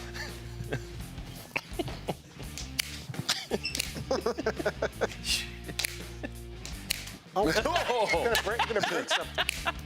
Hit the camera. All right, go ahead, give me. I'd be dead in battle. Why is that going? Oh, the video is great. It went right off the lens.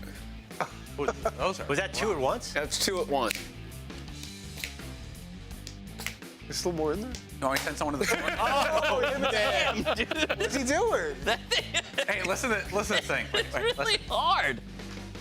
It's really hard. It's like a little protocol. They're little rocks. Hit him in the back of the head with a little rock. Just pointing at us. Should hold up the chicken to block us. Bully.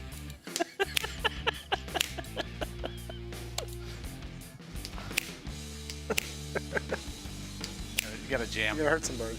Don't do like Colorado. I know. You're right in your face. Right in your face. It's gonna release. I'm getting tired.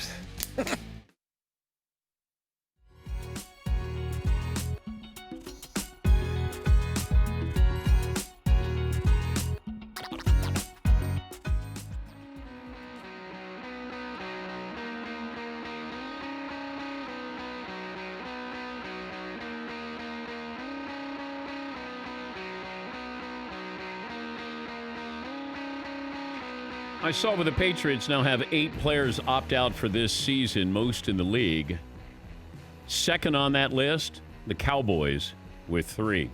They're trying to move up the date where you can opt out in the NFL, and some of the players are being vocal about it. Not happy at all with what's going on. Because now what you're seeing is, and this according to a source, that agents are using the opt-out as leverage to get a new deal for their players. And they're not buying into everybody actually needing to opt out for health reasons. Pete Thamel, kind enough to join us on loan from Yahoo Sports, their national college football reporter. And I'm not sure what's happening in college football. I know there's a lot going on off the field there, Pete. I don't know how much we're going to have on the field, but give me the Cliff Notes version of what's going on with the Pac-12 right now. Sure, Dan. The Pac-12 basically had a player-led movement that manifested itself this weekend with some online demands. And they ranged from the very pragmatic and realistic to consistent health and safety protocols to 6 years of insurance after a playing career ends to the somewhat more unrealistic of half of essentially the football revenue from the Pac-12. They also asked the commissioner and coaches to take significant pay cuts to help support them. So it was about, when you really step back from 30,000 feet and look at it, what you'd expect from a disparate group of 18 to 22-year-olds from 12 different schools with certainly varying, coming from varying places, kind of trying to band together and make some change. There was some positives. Some of the stuff gave you a little bit of pause. But I think generally my takeaway is it really created some positive dialogue. And the column I wrote for Yahoo today basically says, look, this is a window into where we are going forward in college sports. When we mercifully put the pandemic behind us and it's 2021, all of a sudden, you're going to have name, image, and likeness in college sports, Dan. You're going to have free transfer and the voice of the player through social media and being less restricted by their coaches, as we've seen from the player empowerment movement the past couple of months, is really going to change the whole landscape of how college sports look and operate.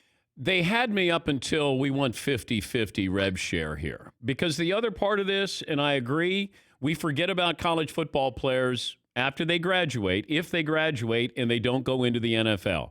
We use them and then we move on because here comes the next, group of athletes here. How many athletes are involved in this? And have we heard from any other conferences yet in a show of support? So it's a great question about the number of athletes involved because they cast it in their releases hundreds, but when you start calling coaches and ADs in around the league, most places are like, we've got 3 or 4 guys, and there's a key line of demarcation, and that I think is going to define this movement this week, Dan. There's the support for the spirit and the tenor of the movement, which is support athletes' rights and privileges, and then there's the I'm going to sit and opt out of games in order to achieve this. And we have very little clarity right now about where that line is drawn. And a couple of young men in the Pac-12 very, very articulately said on Twitter, Elijah Molden at Washington being one of them, look, like I support these things, but at the end of the day, I need to go play. And that's, I think, where a lot of this is going to come down to. So I'll be very curious to see. I think the Pac-12 is going to engage on this to a healthy level. But another, I think, mistake they made is they actually haven't approached the Pac-12 or any of the schools yet. They've simply just put their demands out there in media, which, you know how negotiations for the media tend to go over the years. Dan, you probably talked about that once or twice on your show. Yes, I have. I start to look at the state of college football, and as optimistic as I want to be, it's really hard when you add realism, just being pragmatic about this. I don't know if the Big Ten is going to play football this year.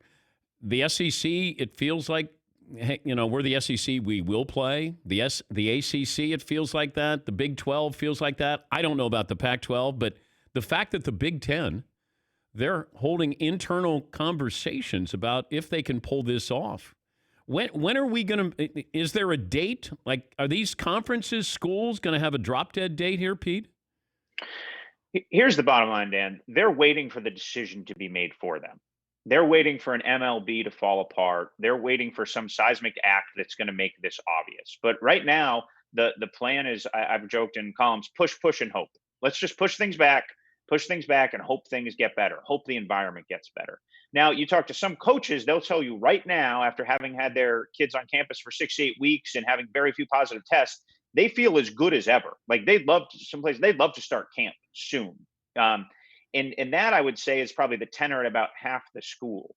The untenable variable, Dan, that I really think everyone is sitting back and bracing for and nobody has a good answer to is what happens when students come back. And that starts to happen as soon as the next couple of weeks, because a lot of the schools in the Northeast Big Ten footprint are starting in early August so they can leave by Thanksgiving to reduce travel. When you bring 10,000, 20,000, 30,000 students to campus, the virus is going to come with them. And I really think that is going to be the fact that exposes an unbubbled option like we're seeing in Major League Baseball. He's Pete Thamel, covers college football for Yahoo Sports. I was wondering about college football campuses. I remember being on the basketball team. We had a basketball dorm.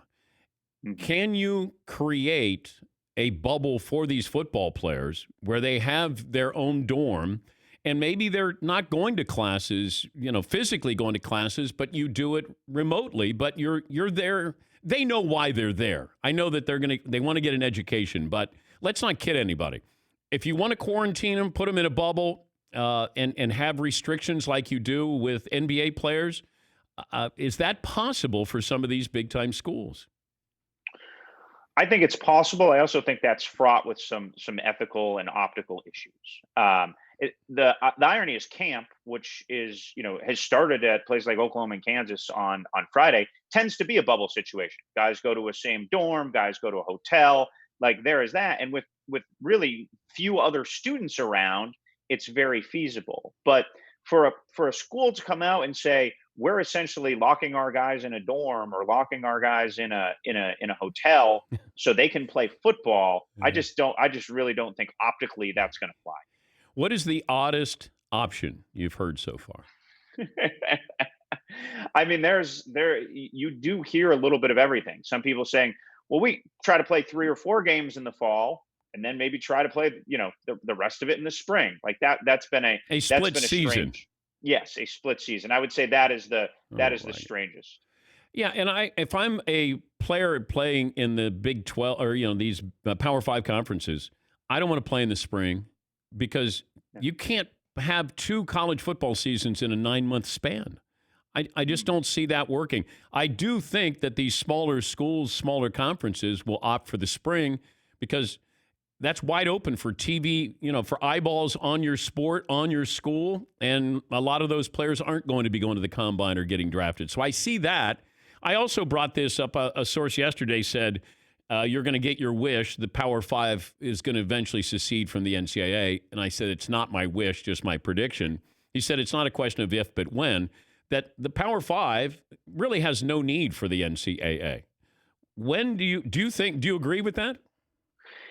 I think that has long been kind of a Final Four bar conversation, but there's billion-dollar television contracts that look, college sports are really bound by television contracts, right? The college football playoff is a television contract. Yep. It's not like an entity. It's just one guy runs it, and it's a multi-billion-dollar TV deal. The conferences are linked by that. The NCAA exists because of the multi-billion-dollar TV deal.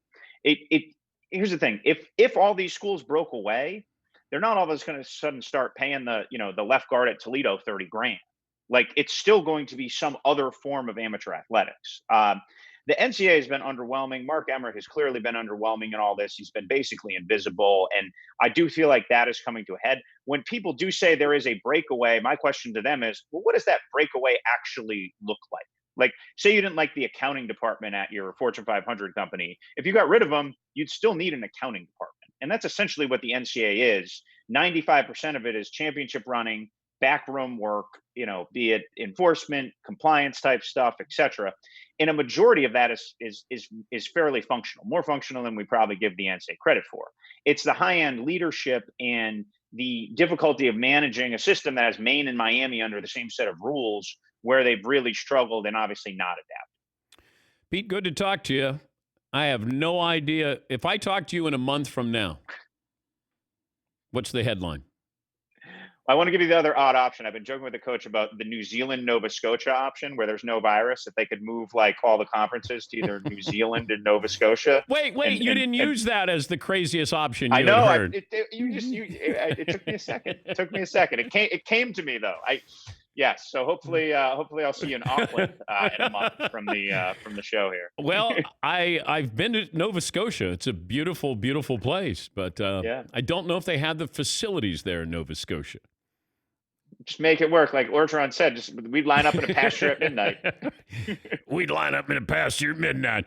Pete, thank you, buddy. We appreciate your time. Thank you, Dan. That's Pete Thamel, covers college football for Yahoo Sports. Yeah. Coach O.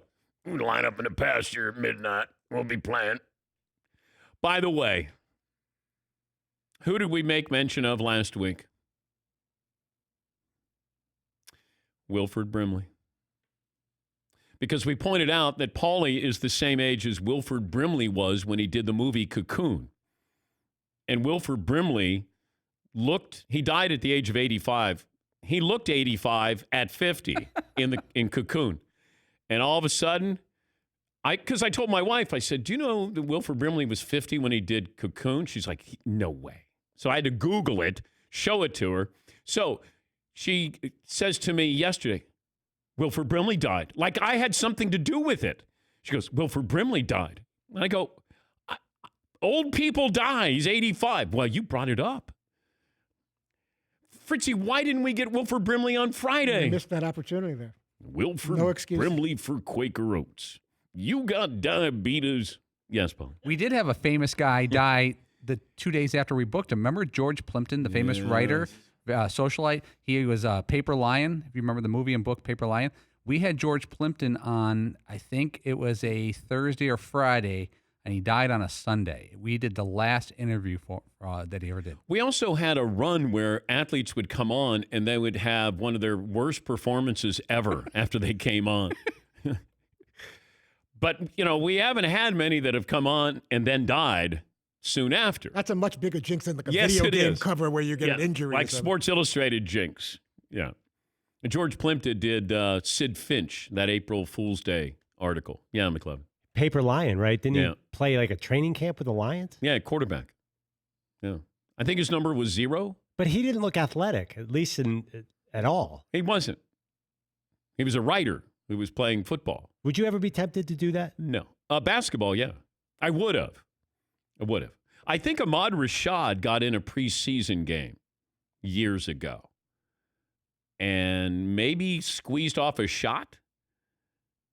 Ahmad was a great athlete. But, yeah, that would have been fun. Just get in for like 30 seconds. Yeah, Paul.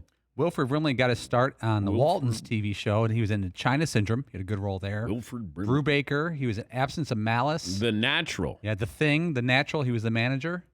The Firm. He was one of the bad guys. Yeah, that was against type for him. Yeah. Wilford Brimley for Quaker Oats. How old do you think Wilford Brimley was when he was in The Natural? You got diabetes.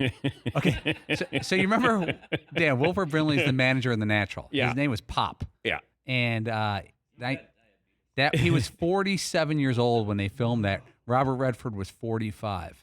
And Redford was older than Pop? Redford was 2 years younger. Oh, 2 years younger. Than Wilford Brimley. And Brimley was playing the old manager. You got diabetes. Don't you wonder how old he looked when he was like 13? He was definitely buying all of his friends beer. Yeah. For sure. He had a right? mustache. Come on, Wilford. AARP card. Yeah. Wilford Brimley. You look like a history teacher. Wilford, you're 12. Just get in there. Brimley. Go get us a 30-pack. All right. Take a break. Your phone calls will give you our best and worst of the weekend coming up as well after this.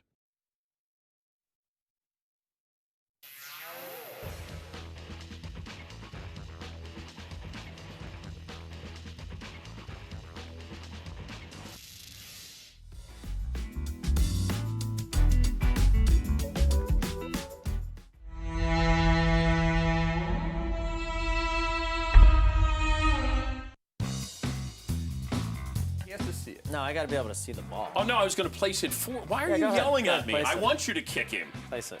All right. So I just want to make sure that I was going to place it for you as you put on your hat. Can I use a cup or? Oh, what do you You're the one that. Okay, so you're going to pull. Now, what happens if Paulie flinches there? And what? Then are you going then full Landon speed? gets kicked. No, I kick won't hit again. it hard. It'll be like my kick back in the studio in Connecticut. Like a Oh, chip, not boy. that hard. Okay. You ready? Here we go. No. All right. Come on, Okay, can I, you can I wait, look you- at the ball, though? I need to know where the ball is. It's right where you placed it. Don't the other goaltenders walk up? You ready? Yeah. Get him, Landon. One last look. Get him a body bag. Huh.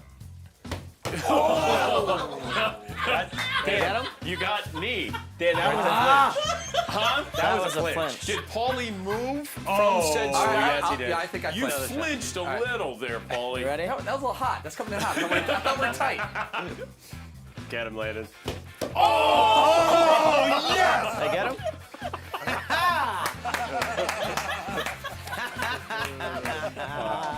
Well played. Did that hurt? Did Did you flinch? I don't think I flinched. The first one you did. I flinched because I got hit playback in the on that? groin by a soccer ball. I think the second one there was 0 point flip. Do we have any playback on that? Yeah, We'll have playback. Howard would have flinched if he was standing there like with his groin out. No, Howard wouldn't have done it. Yes. Exactly. He would have gloves on, too. Paulie had a great idea. He was going to take a penalty kick from Landon Donovan, but Landon had to be blindfolded, or we'd put a hat over his eyes. Folded. Yeah, that. So the goal was to hit the groin. Going for the groin. Area. Yes, groin area. And you put your hat over your eyes, and Paulie stood there and took it like a man. Two shots. You flinched the first time, got you in the knee. Oh, that was such a flinch. Yeah, you did. You did. Such a You did flinch. flinch. The second time, now. You were just about 4 inches high, if you know what I mean. Yeah. So, as you guys know, I was at Cape Cod on Friday, and I was taking a picture of the kids out on the water, and then when I was looking at my picture, something suspicious, if you didn't look closely, appeared behind this paddleboarder. What is that going on there? Yeah, looks like a giant fin to me. I can't really tell. Is that a seal? It actually looks like somebody's sitting on a board. Doesn't look like a fin. It does look like a You mean it little might be another paddleboarder just Yeah, sitting? it's just somebody who's sitting on a board. It's a great start to Shark Week, though. Wow. I shouldn't have really. You So should have looked at this a little closer. Oh, yeah. that's not a fin, is it? No. No, it's not. Scary. How about this? That's a woman. That's a woman. Get out of the water, guy sitting on a raft. What about that top right corner, Andrew? Look way up top right. Is that you? No, I can't. I tried to get up on one of those things and fell like 30 times. And that plus, you look like a seal if you do that. So you're like shark food, basically. It's basic biology. You don't want shark food. What? Wait, when you're on a paddleboard? Paddleboard, yeah. The shark, all they see is this shape. It's like surfing, but worse. Yeah. There was a beach, by the way, out there where they said boogie boarding has been banned forever because it's too dangerous for sharks. Now, why would you get in the water instead of... Now, what I want to know, I'm sure they've done a study. Yeah. Why do wetsuits make you look like a seal? Right.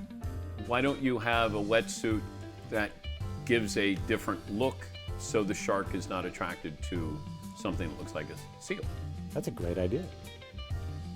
You want to make, yeah. Dan Patrick. Yeah, sharks are afraid of. Wetsuits. So Safety what's shark something that safety kind of looks suits. like a seal? Why? I don't know. I'd have to do a study. I can't do that and entertain a nation here. Well, there's certain colors. Are there colors that... There are colors that the sharks won't come at. Oh, really? Yeah. I found out that flies don't like lemon or cloves. Wow. Yeah. Or anchovies. That's what I learned this weekend. That's the only thing I learned this weekend. Keaton just sent me a link of a great white. A Pizza quarter places mile should off the spray beach. lemon and cloves. So Flies always are on top of the Okay. pizza. I hate that. Wait, Thanks, Todd. You're welcome.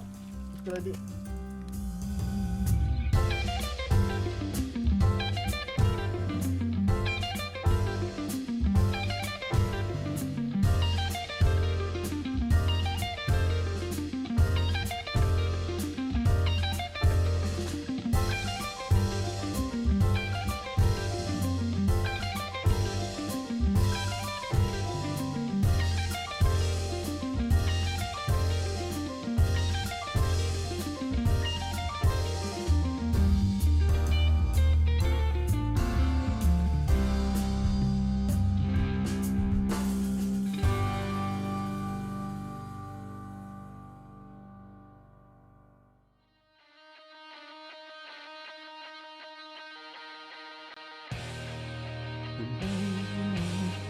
Couple of phone calls here.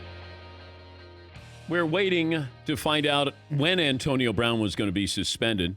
That's why nobody was going to sign him, because they didn't know how long he was going to be suspended, and the commissioner dropped the hammer on him and said 8 games. Now, that's an ongoing investigation, by the way, from what I'm told with Antonio Brown. It's 8 games. That's best case scenario. Lewis in California joins us on the program. Good morning, Lewis. What do you have for us today? How you doing? Today's my birthday. Only I'm not 43 like Brady. I'm 90. 90. Yeah. How about 90. that? Lewis is 90. How are you going to celebrate? Oh, why I celebrated yesterday. You know, with the virus, we couldn't have a party, but everybody came and they would stand out in front of the apartment, and they had different times they were supposed to be at 3:30, 4, 4:35, 6, and they all gave me presents, and they had signs up, and the cars were going by the street and saying they saw that it was my birthday, and they were honking their horn and saying happy birthday. It was really cool. So you were born in 1930? 1930. Listen, the reason I'm calling, Okay. I want to reminisce. Years ago, I went to go see Nebraska play USC, and you were in the hospitality tent. And I was walking by, and I said, "Hey, Dan, can you come over for a minute?" And you were nice enough to, get up and come over, and we talked. I told him I told you I played tennis and golf, and you said, "Well, no more tennis for me because of my knees, but I play golf." So I figured you'd played Riviera the day before, on Friday. Yeah. And I was right. So we talked about Riviera, and especially one hole there that's really tough. It's either the third or fourth hole on the front side. Par 3? Par 3. Yeah. Where the dog leg left. Yeah. And that's a heck of a and we discussed that. And another thing, two of my buddies and myself, we go to Big Dean's Oceanfront Cafe all the time. Oh, that's awesome. And we drink a lot of beer. Well, Louis, you sound great for 90, and call us next year at 91. I'll try my best. One more thing. I always remember, remember when you were in Phoenix and you interviewed Willie Mays? I was listening. He was a disaster. You remember that interview? Oh, God. Yes, I do, Louis. And thank you for the phone call. Thanks for bringing that up. It was a disaster. Oh, it was bad. Thank you, Louis, and happy birthday. Oh, boy, that was painful. Here's the great Willie Mays. And Barry Bonds is not talking to the media, but I wanted to talk to Willie Mays about Barry, his godfather. And we're out in the outfield, and I sit down with Willie. He doesn't want to do it, doesn't make eye contact with me. And I felt terrible because Willie Mays had nothing to do with Barry Bonds cheating. Yeah, it's one of those where I have to do it. I don't want to do it. Yeah, Todd. Yeah, the body language from the get-go, and then making zero eye contact with you the entire interview. And then I went to go get him in the locker room to bring him over, and he said, "Oh, he's going to ask me about that bleep." So he knew it was going to be Bonds-related questions. Andy in Chicago. Andy, thanks for holding. What do you have for me today? Hey, Dan. Thanks for taking my call. Got a best and worst. Best, I am really looking forward to the way the hockey's set up. I think the viewing is going to be awesome starting here at 11 a.m. It's going to be something different. The worst, and I want your opinion on this, I am a Mets fan. Just recently moved to Chicago, and I just don't think I can do the subscription for the out of market games. I was considering it, and I was asking my friends about it, and they were just like, it'd be a waste of money. So I wanted to get your opinion. Do you think I should subscribe to Mets games out of market? No. Thank you, Andy. I wouldn't. What a mess. Like, you're paying for misery. Like, you're tuning in. You don't know how it ends. It's like when you're going to watch a movie and it's going to make you sad. You know that, it's going to be a bad ending. You're watching the Mets. And as much as you can love Pete Alonso, I mean, they have a couple of players where you go, okay, I'll watch. It's the Mets. And then the Yoenis Cespedes, the fact that they have a player who doesn't want to play for them. And then he doesn't even tell the team that he's leaving. Usually, like if you get fired, like they tell you you're getting fired, it's not where you show up one day and they go, my key doesn't work. my card doesn't work. Security doesn't recognize me. This is a dude who just cleared out his hotel room. They filed a missing persons report. More phone calls coming up. Chris Mannix will join us from the bubble in Orlando. We'll give you our best and worst of the weekend, and we'll talk a little bit more about Antonio Brown's 8-game suspension. That's coming up here. Dan and the Danettes, Dan Patrick Show.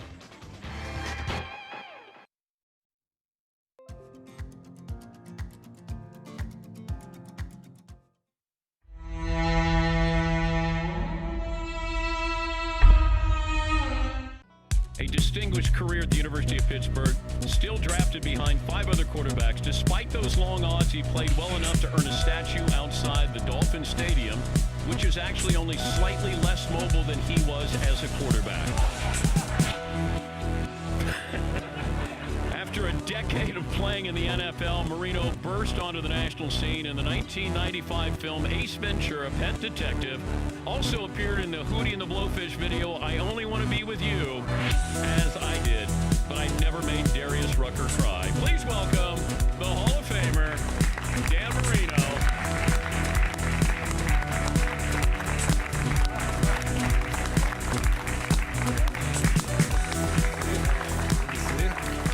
My friend, good to see you, partner. I enjoyed that. Okay, good. Yes, that's cool. I was worried about the statue line. No, it's true.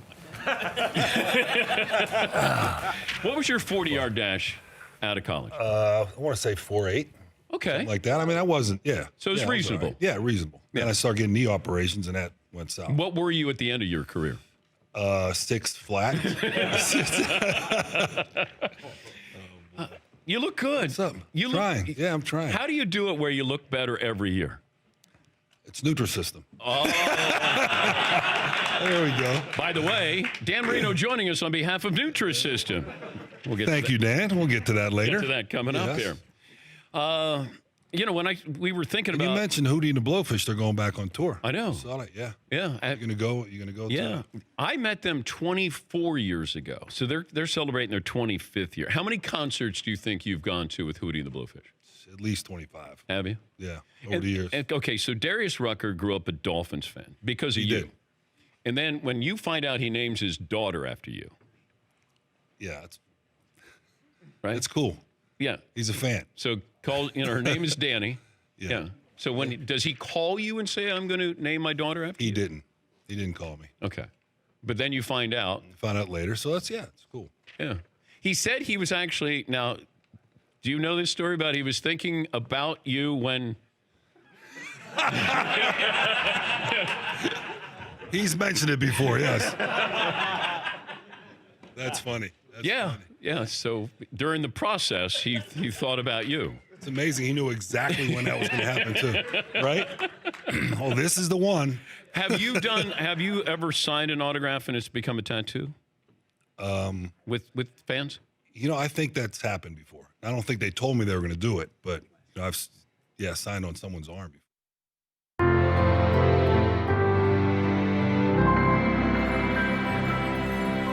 Yeah. Okay.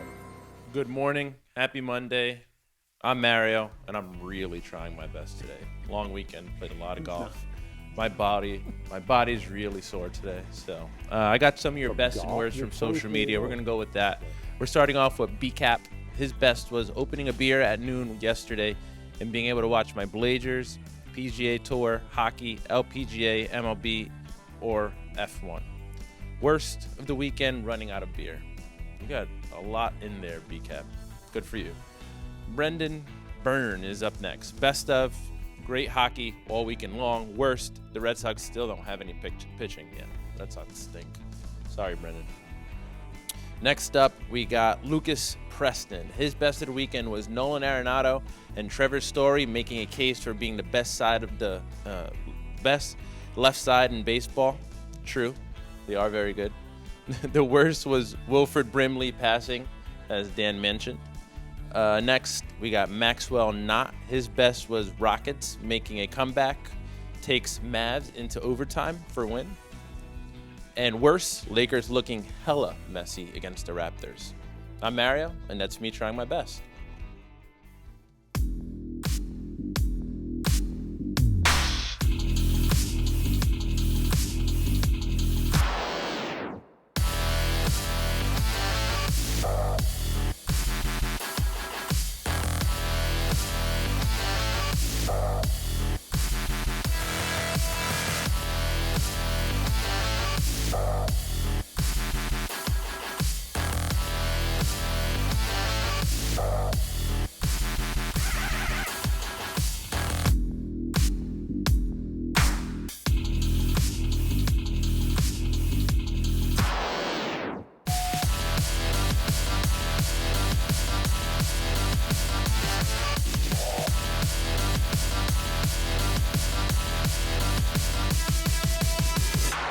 Buckle up, boys. Time to go to work.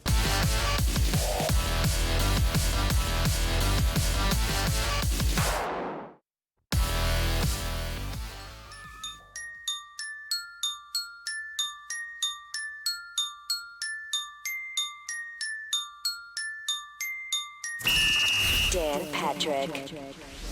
Welcome to the Dan Patrick Show. Just dipping our toe back into the bubble, and LeBron's playing like it's the NBA Finals. Listen to this virtual crowd lose their mind. Chris Haynes, Yahoo Sports. LeBron knows the narratives that go out there. They know how people are trying to anoint Kawhi Leonard as being the best player. He used those defense assignments, to his will and wanted to impose himself and got all up in his crouch. The same thing with Kawhi. Can I say that, crouch? You just did. Twice. You just said that twice. Crotch defender, LeBron James.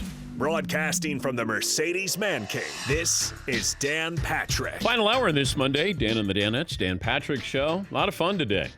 Check in with Chris Mannix. He'll join us from the bubble coming up. That'll be the end of the fun. Mannix will join us in about 15 minutes from now.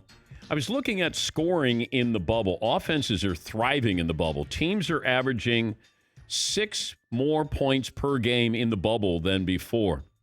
And what is odd is the shooting percentages, both overall and three-point range, is about the same.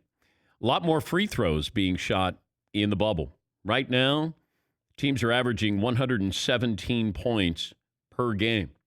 And then you go back to Friday night, the Texas rivalry, the Rockets and the Mavericks, rumor, defense just a rumor, 302 points, 153 to 149. Harden goes for 49, 9, and 8. Kristaps Porzingis, 39 and 16. Russell Westbrook Jr. the third, 31, 11, and 8. Trey Burke had 31. Luka Doncic, 28, 13. And 10. So we'll talk to Mannix, get some NBA stuff from him coming up here in a little bit. More phone calls, best and worst of the weekend, what you saw that you liked, you didn't like. We'll give you ours. Also, our thoughts on Antonio Brown and the suspension. Gabe in Texas leads us off this hour. Hi, Gabe. What do you have for me today? Happy Monday, Dan and guys. Hey, bud. Best of the weekend, Spurs winning both of their games. Jumping up to 9th from 11th. I know Best and Best is shutting today because of Gus, but I have a worst. Has to be the defense played by the Mavs and Rockets over the weekend. That was the worst of my weekend. And on the poll question, as much as Pelicans fans would like him to play, 40 minutes a night every game for the rest of the year, I agree with you, Dan. You have to shut Zion down. And just wanted to say that Lewis in California was really cool, and would love to have a beer with that guy. It sounded great for 90 years old. Oh, he did. We were just talking about that. Thank you, Gabe. Yeah, Lewis is celebrating his 90th birthday. He called in. And I met him a few years ago, and he said that Nebraska was in to play USC. And I think Seton and I, that was your first trip to California, wasn't it? Yeah. I think so. That must have been 15 years ago. And people thought Seton was my son. Yeah. And these people from Nebraska, they were so friendly. They would be, we were walking Venice Beach. I think we were in between Venice Beach and Santa Monica. And people would come up to me, and then they would say to Seton, "Hey, sorry to take away time from you and your dad." And Seton just played along with it. Like, nah, it's okay. Man, don't worry about it. Yeah, we get to spend a lot of time here together. Let's go around the room, best and worst of the weekend. I'm going to start with the serial cheater and plagiarist, Todd Fritz. My best of the weekend. Now I don't look at you as a legitimate number two. And I offered up that information and everything. It's not like you've discovered it. I shared that with you guys. It's shocking that you're an Astros fan and you cheat the way you cheat, Todd. Where's that team play? Wow. Yeah. That's not nice. Yes. Yeah. But I'm not going to suspend you. Just like the commissioner You said I can't wear any Astros. You're not allowed to wear any Astros gear. And then you just admitted that you cheated a few times and you plagiarized. Hopefully Andrew doesn't throw at his head next, because then Andrew will get suspended. Yeah. McLovin, did you ever cheat? Something's wrong with my mic here. That's what I thought. Because you guys got great grades. I thought people got great grades didn't cheat. Yeah, Paulie. I'm going to admit my cheating occasionally as a student, kind of like Andy Pettit with steroids, by necessity. I was trying to get a C. I was trying to come back for the brink of an F. Okay, I understand I that. never cheated to get an A. I cheated to get a C. Yes. See, like, I wouldn't even consider looking at somebody else's paper cheating. Yeah. That's just what you did during tests, was see what the other guy was doing. If you, like, hid the answers somewhere on you, that's cheating. But if you look over at somebody else's paper, it's like, yeah, that's what school tests are. It's called cheating. It's called cheating.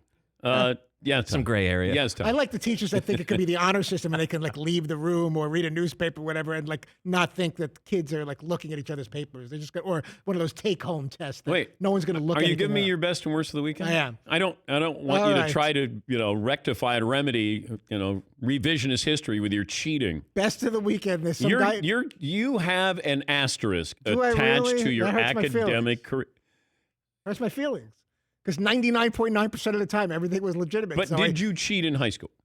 Did I cheat in high school? In high school, I looked at. It's an answer is yes or no. If checking your answers with your bright friend next to you, then I guess it's some yes form of or cheating. no. Did The- you cheat in high The school? worst thing I did was that limerick, and that I wrote down those little prepositional phrases, and I had a little piece of paper under my desk that I would take a glance at. Did That's you blatant look cheating. at somebody's answers I did. before you turned your test in? You could rest your case now. That is called cheating. Can I give my best of Will the you weekend now? verbally? No, you don't get it now. What? Because you took up all this time. All you have to do is say, yes, I cheated. I cheated, damn it. I'm a fraud. But as we all like to say, you know what? Whatever schools we went to, whatever grades and awards we got, we're all together It's in the like same Jack room. Nicholson in A Few Good Men. I'm trying to be Tom Cruise here. Damn right I cheated. Okay, that's all I wanted. I still want to do my best. All right, go. All right, some guy named T.J. Warren, who plays forward for the Pacers, lit up the Sixers Saturday. 53 points, became the fourth player in Pacers history with a 50-point game, along with Jermaine O'Neal, Billy Knight, and Reggie Miller. there you go.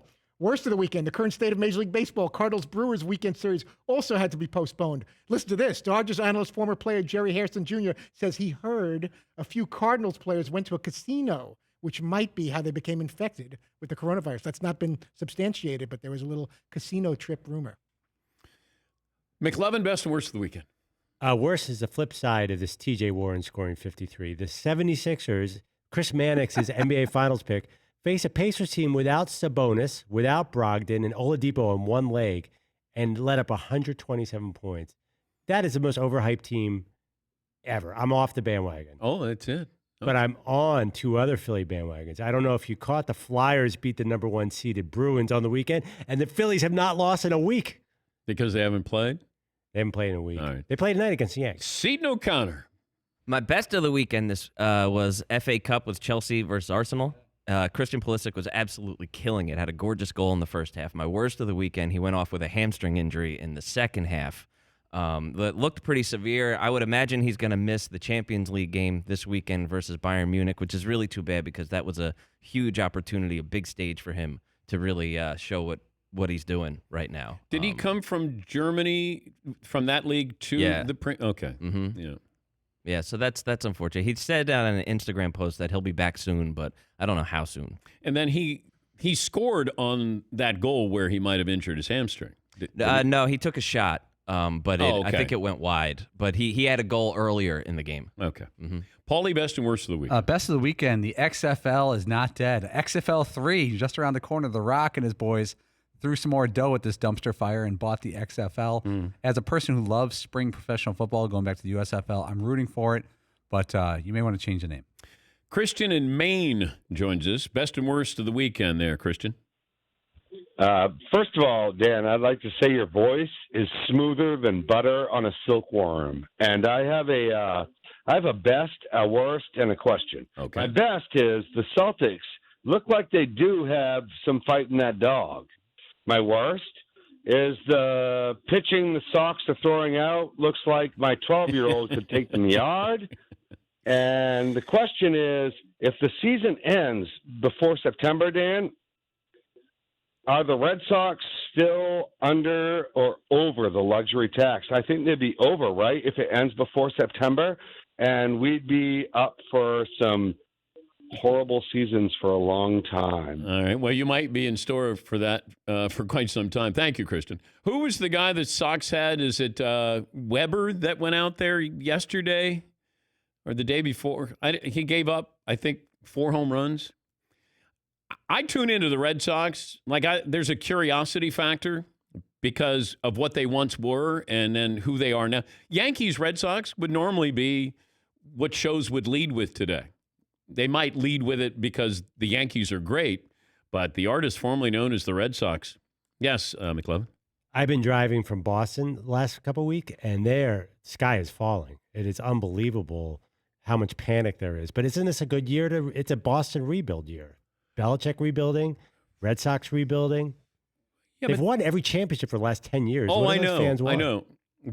If you're 20 years of age, you're probably going, oh, my God, this is the worst thing. And you live in New England, even 30, all of the championships you've had there, they're not used to a rebuild here with the Patriots and the Red Sox. Yeah, McLeod. With the 8 opt-outs, are you buying that the Patriots might be tanking anymore? No. I just don't think that's how Belichick's mind works, that he still wants to figure out, okay, we're not this, now we'll be this.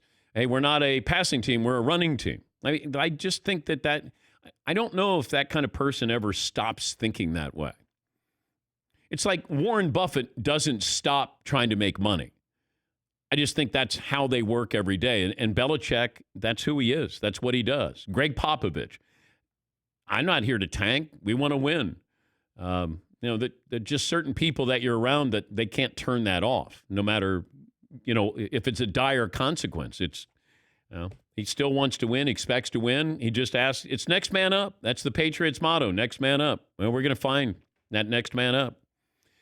Phil in Indiana joining us. Hi, Phil. What do you have for me today? Hey, Dan, always a pleasure, buddy. Best of the weekend, I think, Aaron Judge, early MVP candidate. Real quick cheating story, Dan. I'm a proud 1988 West Virginia University graduate. Freshman year, did not study for a geology midterm. Walked in, they put 4 to a table. Unbeknownst to me, every person at the table had a different test. I cheated off the guy across from me. Got a 42, and Seton can attest to this. That was with the curve, a D at West Virginia University. Thanks, Dan. Thank you, Phil. Never thought that they would give different tests to everybody at the desk. You're probably thinking, oh my God, this is wonderful. We get to all sit here and I can cheat off somebody's paper. Now, here's a strategy-wise, I was always curious if somebody was right-handed or left-handed when I took a seat in class. Very big. Yes, because if you're right-handed, that left arm is going to block me if I'm on your left side. But if you're right-handed, imagine you go in to take a test and you go, right-handed or left-handed? Are you right-handed? Oh, okay.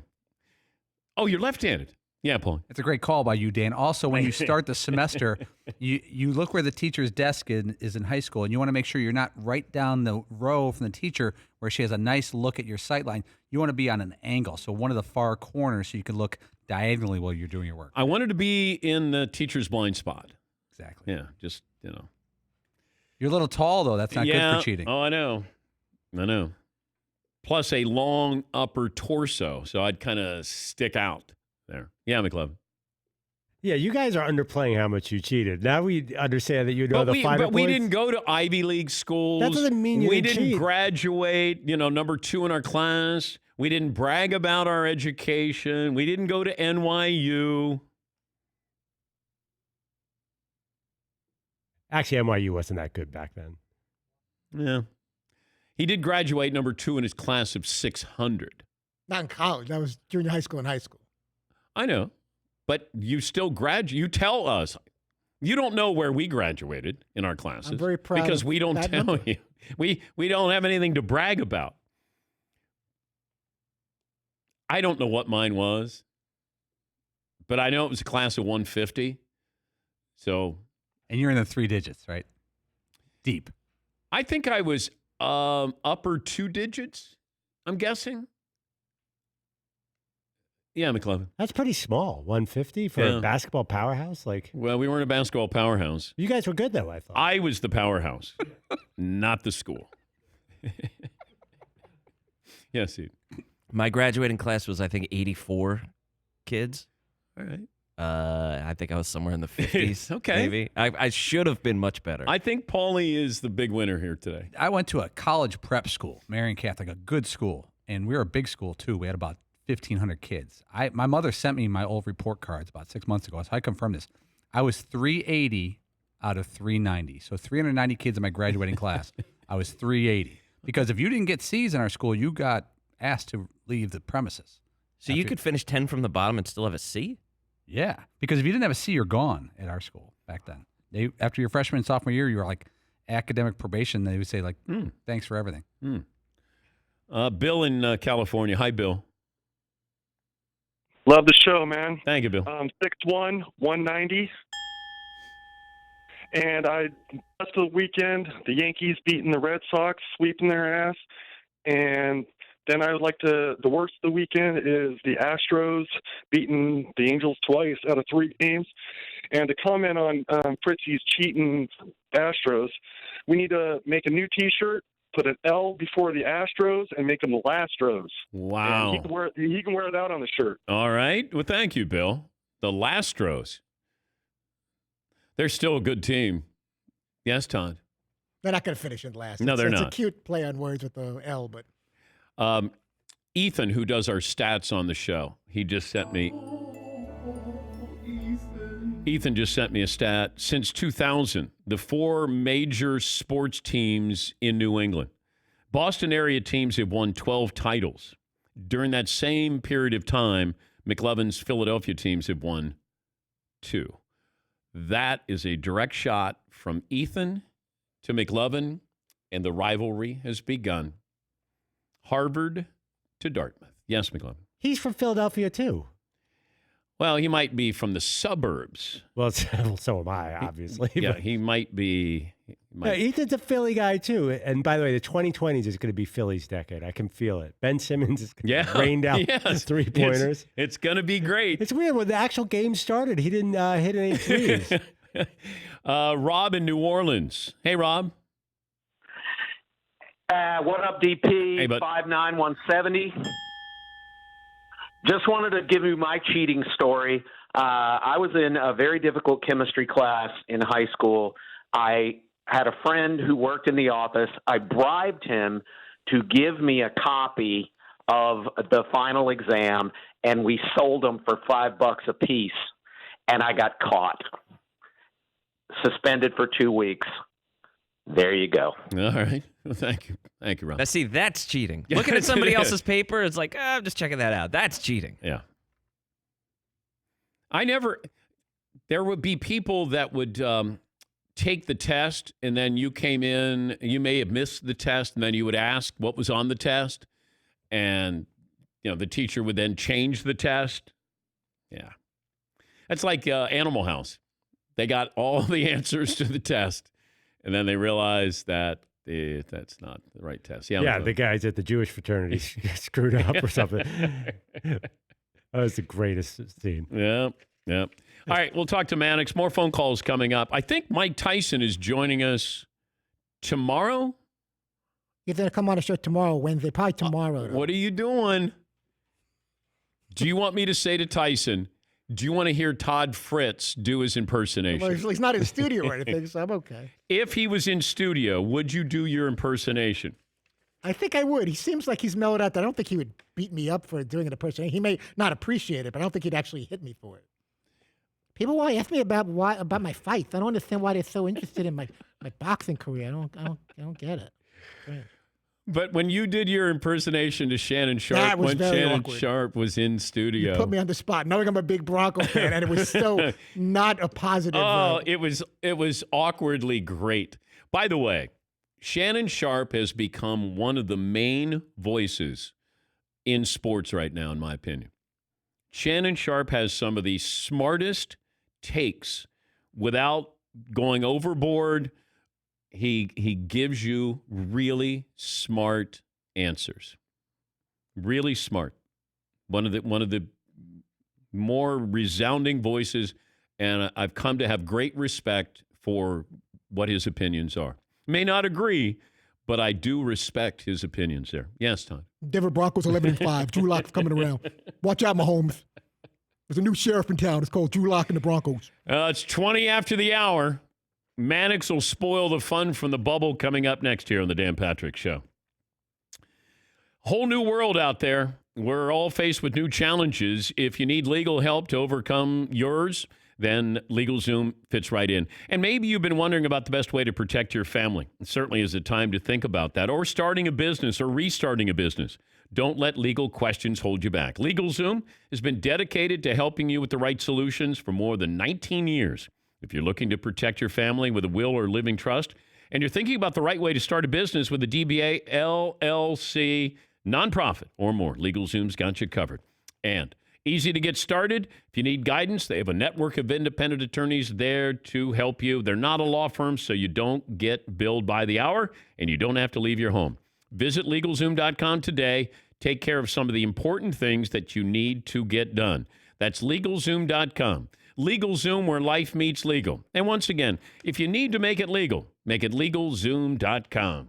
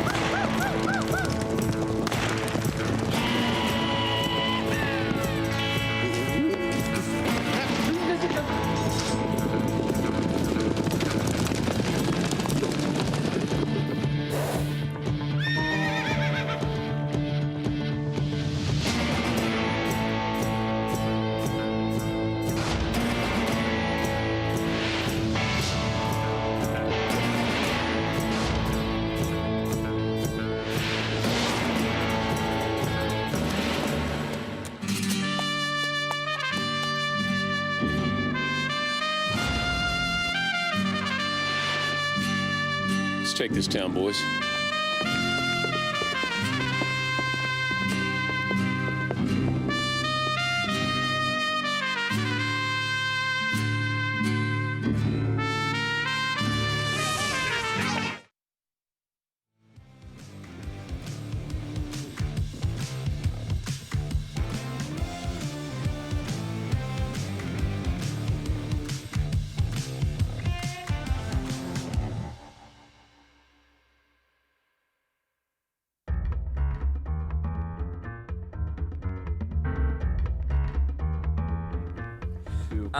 You know what's funny about the show is that you do things and then you forget about them, and then you get sort of not embarrassed, but later on you're like, oh my god, I forgot that we did that.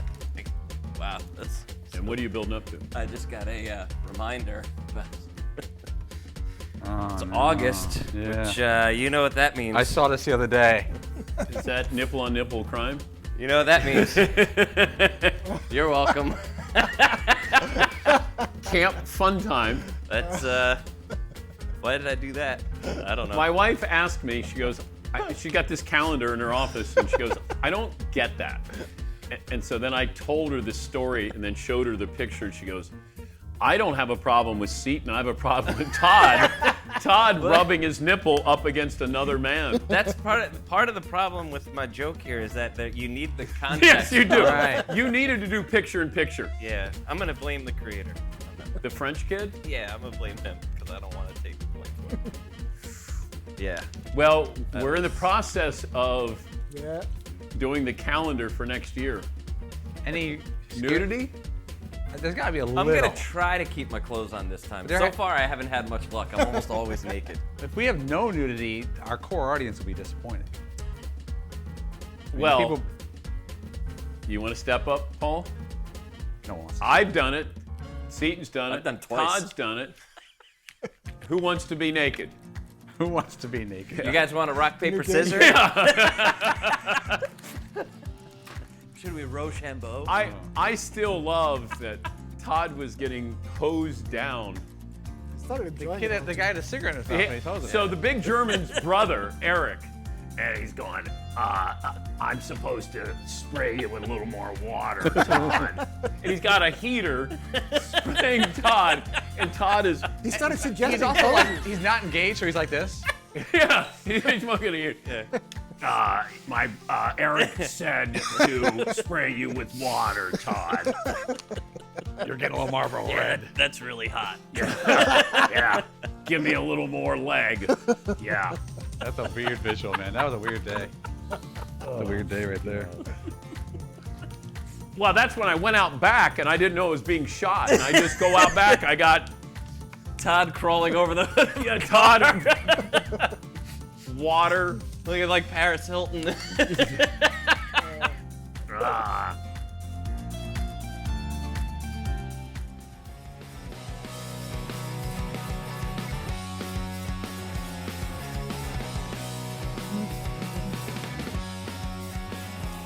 By the way, you're looking for parts for your car or truck, rockauto.com is the way to go. Family business. Founded by automotive engineers in 1999, 2 goals in mind. First, giving you direct access to all the parts information hidden in the computers and catalogs behind the parts store counter. And second, to make parts affordable by offering reliably low prices. Second, they want to make sure they're reliably low prices, Dan. rockauto.com, 24/7. They're there for you.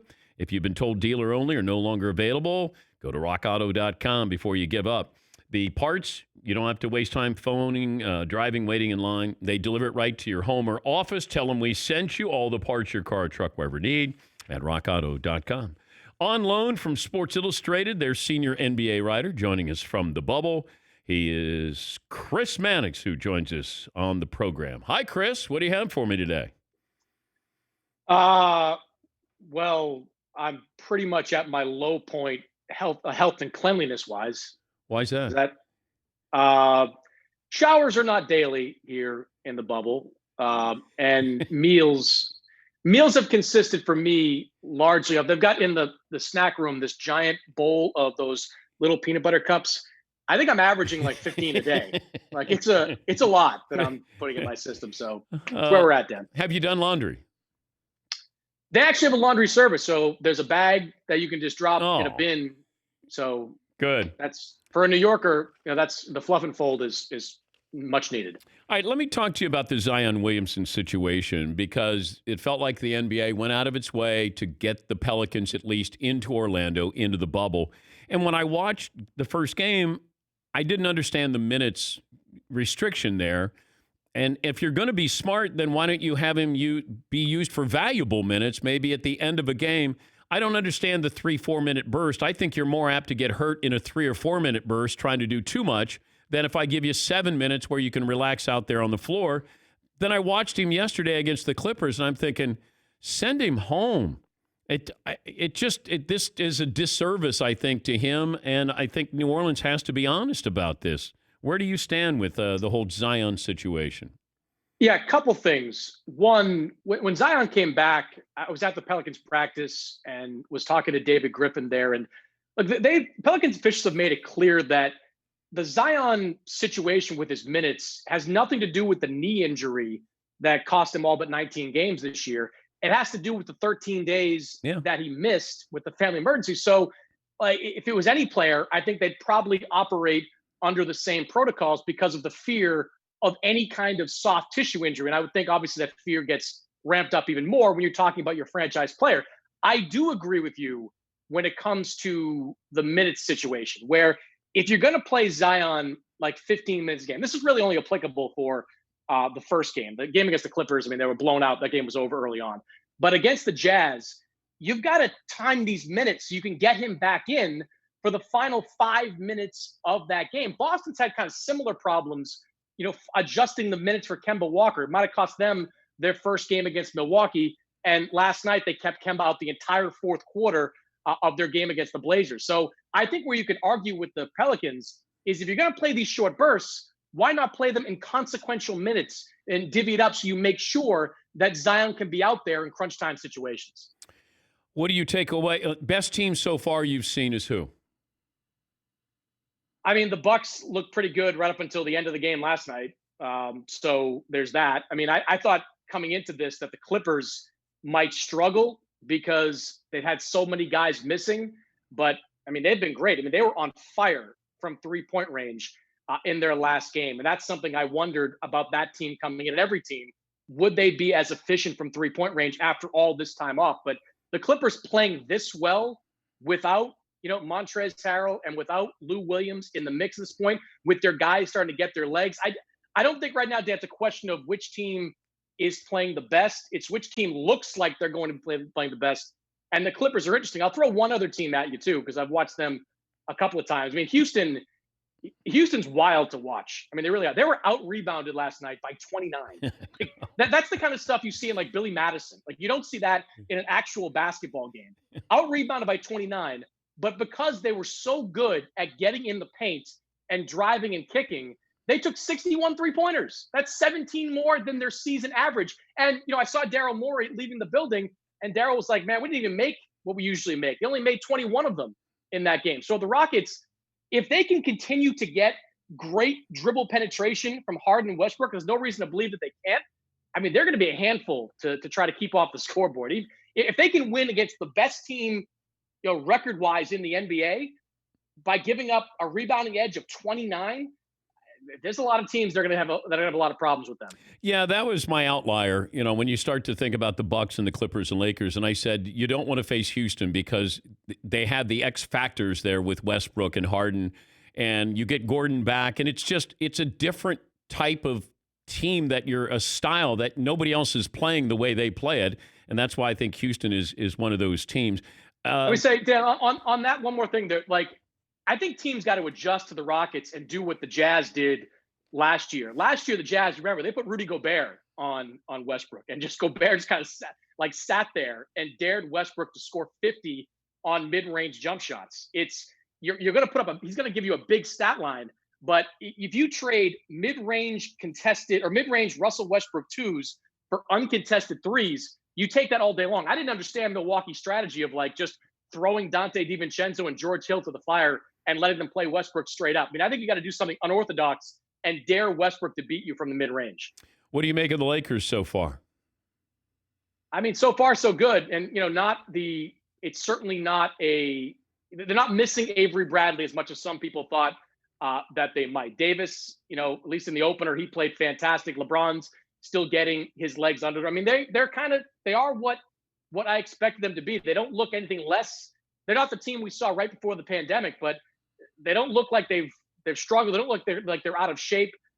They look like the favorite in the West right now, or at least the co-favorite. We're talking to Chris Mannix, Sports Illustrated senior NBA writer, joining us from the bubble. What are you hearing about next season? There's a lot of talk already about how this is going to work next season. And right now, the big thing for the NBA is getting in all 82 games. They want the 82 games at a minimum for the television revenue. The union doesn't want an 82-game season that starts on December 1st, which the NBA would like to do to get it back to its regular schedule right now. So that's kind of the first domino to fall. If the NBA comes off the 82-game season, I think you could have a 50, 60-game season that starts December, even January, because at that point, it doesn't really matter. The question that the league is working through right now is how do you start that season? And some of the GMs that have been on these calls with the league have told me that one of the working ideas right now is to have several bubbles that are set up. It's pretty obvious, Dan, that bubbles are the only thing that works. I mean, the NBA's is working, soccer, hockey, everything else is not working at this point. So the NBA is already kind of in the conception stage of maybe 5 or 6 bubbles that they could put together. You wouldn't stay there for the duration. You might stay in the bubble a month and maybe take a week or 2 off. There's a lot of things to work through there. But right now, the way that the NBA is looking at it is that you might have to have several or more than that bubbles to get these teams in to start the season. Wow. I brought this up earlier in the show. How many players are must-see TV in the NBA? because you start to run down the list, and I had about 5 or 6, and I'm probably not as lenient as you are. I said LeBron. I said Harden. I said Doncic.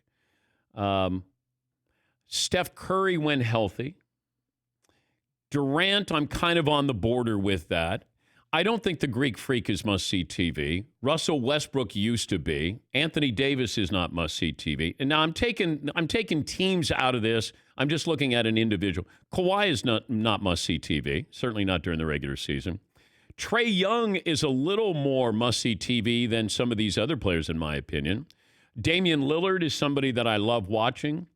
I don't know if you have anybody else that, like, do we have 5, 7, or am I missing out on somebody here?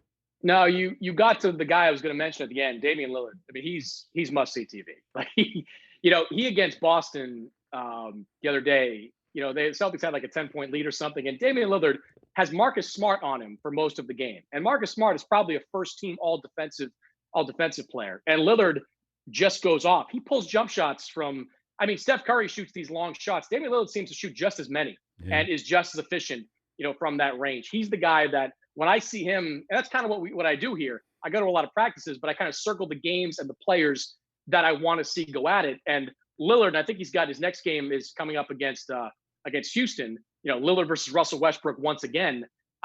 That's watching that largely because of Damian Lillard, because of what he does and what he's capable of doing at any point in the game. He's not afraid, man. And he's going to have a chip on his shoulder his entire career if he stays in Portland, because you sort of forget. And you look, he goes to Weber State. Like, it's just one of those careers you're going to look back and go, you can put those stats up against anybody. And he's really that impressive. And they are a really interesting team because, look, I look at Nurkic and Collins and them coming back, and that's a huge boost to them. But watching them, I can't help but wonder what they'd be with Trevor Ariza. Carmelo has been fine. He's been against Boston. He was efficient from 3, but he still, jacks up these long 2s and commits silly fouls because he's not quick enough anymore to be a consistent 3. If that team had Trevor Ariza, my confidence in their ability to not only make the playoffs, but do something in the playoffs would be a little bit higher. But watching them, you can see they miss that kind of versatile defensive wing that Ariza is. Is the commissioner in the bubble? He was at some point. I believe he was in the bubble for the opener. I don't know if he's still here. So he's allowed to come and go. I would imagine, and I'm supposed to speak to him at some point, but I would imagine that what he's doing is what a lot of, team officials or owners or whatever are doing, and that's continue to be tested every day while you're off campus. And when you get into the bubble, you can have a shorter quarantine period because you've been tested all throughout. So maybe it's what the teams were at like 36 hours or 48 hours when they first got into the bubble. Enjoy the candy bars. It's gross, Dan. Really gross. I can't wait to talk to you in like 2 months. Here's the thing. I'm not sure if I'm going to be 20 pounds heavier or 20 pounds lighter because there's no pizza, which is always my go-to, but there's unlimited candy. So I'm not sure which I gain more from. What about beer? You can order off campus. They'll deliver for you. Like a I've keg? done that. Can you order a keg? Not a keg. You can order cases of beer, but But the problem is also, shout out to the league for not doing this. There's no bar here. Like, sports writers without a bar is, I don't even know what the comparison is. Like, it's like missing a leg. They would rather go without oxygen before they would a bar. Some of us sit by the pool with a 30 rack, like we're in high school, drinking air. So is what it is. All right. Thank you, Chris. You got it, Dan. That's Chris Mannix, Sports Illustrated senior NBA writer. That wouldn't be my first question when I got there, but it would be high on my list. I wouldn't be worried about the food they were going to give me. I'd go, can I smoke a cigar anywhere? Is there any tequila here? And can I get a couple of beers on tap? Oh, Mannix. I had a couple more phone calls here. We still don't know if Mike Tyson, I think tomorrow Tyson is going to join us. Dwayne, he's got that fight against Roy Jones Jr. Dwayne in North Carolina joins us. Hi, Dwayne. Hi, how's it going, guys? Good, Thanks sir. for taking the call. Sure. 6'2", 285. I had to call in on this cheating thing. Mine isn't academics. It's the physical fitness test that you have to take. I'm doing the mile. You got to do your 4 laps. I come around the 3rd lap. I cross the line, and I just collapse. Like somebody hit me in the back of the head. And Coach hit stop on his watch. He's like, 6:54. Good job, Wood. And I just went with it. I didn't say a word. I mean, I couldn't speak if I wanted to. I was dying. And so if you go back and look at my high school records, I ran a 6:54 mile. It was awesome. Well, thank you, Dwayne. Yeah, Paulie. I think I mentioned this before. When I was 16 and went to get my driver's license, I cheated on my eye test. I can see out of my right eye perfectly, and they do the thing where you read the top line, read the second line, and get smaller. And I kept stalling, and I was memorizing them in my head. And so I did A, C, D, F, D, J, H, whatever. And then he goes, all right, left eye. And I covered my right eye, can't see a thing. A, C, D, F. He goes, yep, good to go. And that's the only eye test ever I took for driving a car. Yes, Tom. I'm surprised they keep that same chart from Did you cheat on your eye chart, I too? do remember TOZCELDF, if that means anything to you. And then you can say it backwards, but that's the 2020 line. And if that's still the eye chart, then that's sad that they haven't updated that. It is sad how much you cheat. Is it terrible? You see a whole new side of me you've seen. It's not good. No. It's an ugly side. No. Had you all fooled. Like your moral compass. It's all out of whack. But look, check it out. TOZCELDF. You were the good student. You were the hard worker. You live with your mommy. You never went out. No cigarettes, no beer. No, nothing. Just wanted to get to nothing. Sitting, hands folded on the desk. That guy. Except for the time you went to that woman's house where Simone. And then you had vegetables? Yeah, she had the crudité or whatever with the dip and the carrots and the celery. So when you walk in... He taught me how to be a man. So this woman was a little bit older. I was 19. I think she was like 33, 34. And I met you her walk, on a boat in Sheepshead Bay. And you walk in and she's got a tray of vegetables. We went up to her. She had a 3-story condo in Sheepshead Bay and met her on this boat because it was my parents' anniversary and she was staying alone with her sister. One thing led to another. And she's French, Israeli, attractive woman. She owned her own hairstyling place. And I became a man that night. That's all I have to say about that. Do you remember her phone number? I don't remember the phone number, but I know I could point out where she lives if I drove down the have blocks you of driven? Sheepshead Bay. You Oh, have sure. not been, you have no, not. you could see it from the Belt Parkway in Brooklyn. I could see exactly. I don't think she lives there now, but she's probably 90. Yeah, that was a while back. But she taught me a thing or two. God bless Simone. Thank you, Todd. All right, we'll take a break. Last call for phone calls. What we learn, what's in store tomorrow. That's next year on the Dan Patrick Show.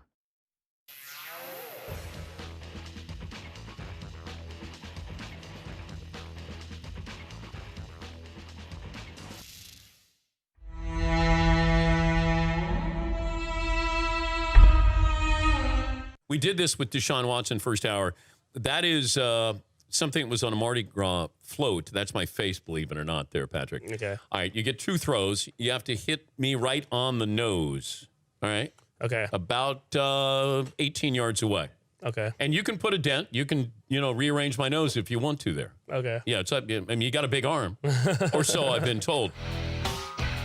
So, Dan, 2 throws. Everyone knows the rules. Do you want to show Patrick where Deshaun Watson hit? He went here, back to back. Yeah. So I said a tip of the nose is good. Okay. So it's I up. go whenever? Yeah, Good. whenever the receiver's open. Right there. Okay, right on the nose. That hit right there. All right, now I'm gonna start picking up a little bit. I thought you had a bigger arm, but apparently not.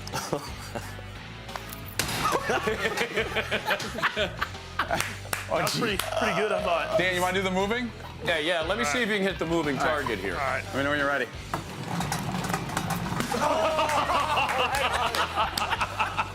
That's 3 on the nose. That's going to help the draft day. You just improved your draft stock right there, man. That's good. That's a good look. Good throws, man. I appreciate it, Hey, sir. good luck, all right? Thank you. Hey, Well good done. luck to you, too. Thank okay? you. Thank you. All right? Yes, absolutely. 2 great athletes right here. Since we used to play the Wilford Brimley game, can you guys guess how old Abe Vigoda is playing Sal Tessio? This is with Michael Corleone. How old is Abe Vigoda when they shot this scene in The Godfather? Back in the 70s? I think it's 72, 73 the movie came out, Yeah. but this is, I checked completely. How old is he when he shot this scene? 31. What? I was going to say like 49 or something. 46. 52. 49 is correct. And now here's from Wilford Brimley. Remember this clip? He's on the first tee right now. Isn't he? Yeah. We thought Wilford Brimley was dead. He was surprised to find out. I always love those. He thought he was dead, dude. That's funny. You got diabetes. You got diabetes. There it is. We thought Wilford Brimley was dead. We had to apologize. I thought that Abe Vigoda was going to be really young playing somebody. That's old. pretty young. No, but 49. Yeah. He He looks good at 49. That, well, I thought he consider was younger, too. Wilford Brimley at 50. Yeah. And compared to Wilford Brimley, he looks sprightly. He looks 30 years younger than me.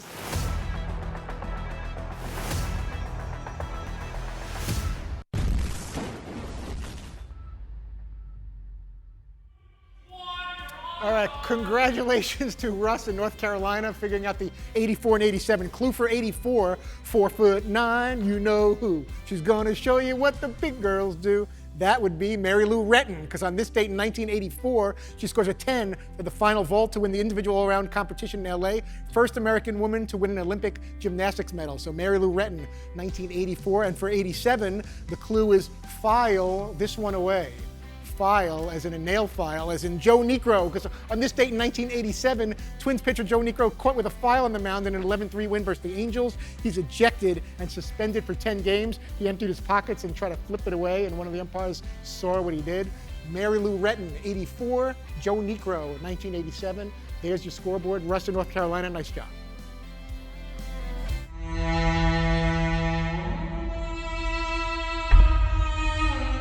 We were talking movies. How many movies have you been in?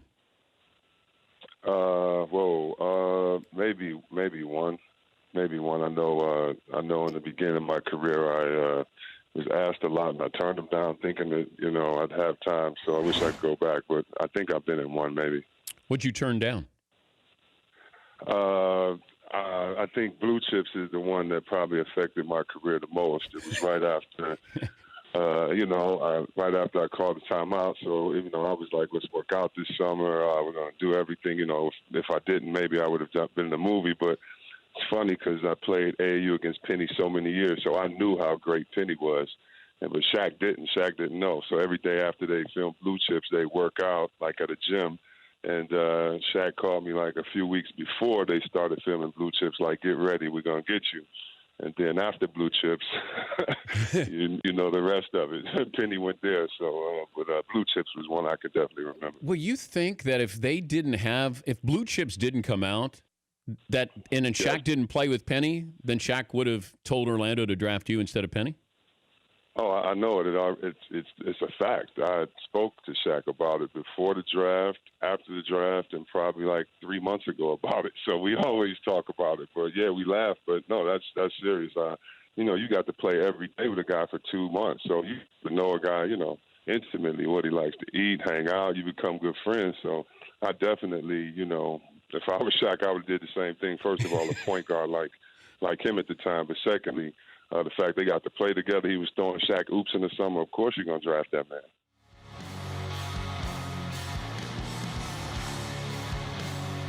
Chargers defensive lineman Joey Bosa joining us on the program tomorrow. I saw this story. We had Pete Thamel on. He covers college football for Yahoo Sports.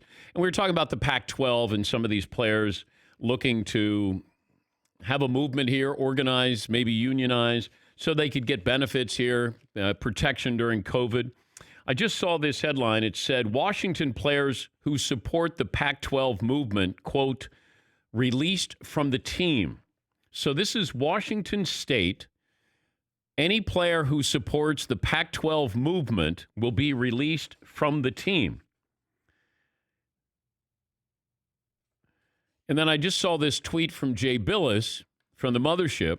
He says, if true, this is the traditional NCAA member response. Say publicly that you listen to players, then threaten them to stifle their voices. Now athletic directors are saying the players, quote, love to play and will not be able to organize anyway. Athletes' only leverage is whether they play. Yeah, that's one of those, hey, we don't agree with you, and so we're going to get rid of you. hey, we don't want to listen to you. We don't want to listen to your concerns. Like, how dismissive is this on the part of these athletic directors? How tone deaf are you? Listen to your players. Threatening. Didn't Mark Emmert say no one ever loses their scholarship? Didn't he say that recently? Where, no, we don't take away kids' scholarships. Well, you are right now. Shouldn't athletic directors say, we want to sit down with our players. We want to find out what their concerns are. Hey, they're the ones that are going to be playing in this pandemic. I think that's just being civilized. It's just being fair. Hey, you guys come in and take all the risk here. We're not going to listen to you. Oh, you want the... Now, I don't agree with the players asking for 50-50 rev share at the gate. But I would want to listen to them just to find out what are the concerns, how do we help you with the concerns. I'm not going to give you a 50-50 rev share. That doesn't make sense. But as far as you literally putting your life on the line in some situations here, yes, I should be listening to you. Not be tone deaf and go, oh, you don't want to agree with what our standards are, then we'll release you. I mean, that's sad. Patrick in South Carolina. Hi, Patrick. What do you have for me? Hey, Dan. Thanks for taking my call. 6'3", a surprisingly soft 185. Soft. Best of the weekend is those two birdies Justin Thomas made on the back nine to win in FedEx. Just incredible. And I had a worst, but after hearing this last hour, I mean, Fritzy, you suck at Fritzy. Wow. Thanks for taking the call, Dan. Okay. Yeah. It's not suck at back row anymore. Now it's just suck at Fritzy. This is where we're at. Yeah. That's where we've come to. The academic back row taking a hit, perhaps. Yes, McLovin. Yeah, don't lump me in with this cheater. I'm not disappointing kids all across the country today. Yeah, I got parents driving their kids around and wanting to know if it's okay to cheat like Todd does. Not good. No. Bad example. Yeah. I'm not a role model. But did you want to be a role model? Like Charles Barkley said, I'm not a role model. He didn't want to be a role model. I'd like kids to look up to me. I would, but not after today. But up until today, it would be nice if someone aspired to accomplish great things academically or do something in their field of choice. Now it's all out the window. Well, you cheated. I know. Ron in Colorado. Hey, Ron. Hey, DP. Hey. First time, long time. 5'4", 200 pounds, less than I was, 205. And I have a best and worst of the weekend for you. So I have two best. One was the Avs scoring with 0.1 seconds left last night to beat the Blues.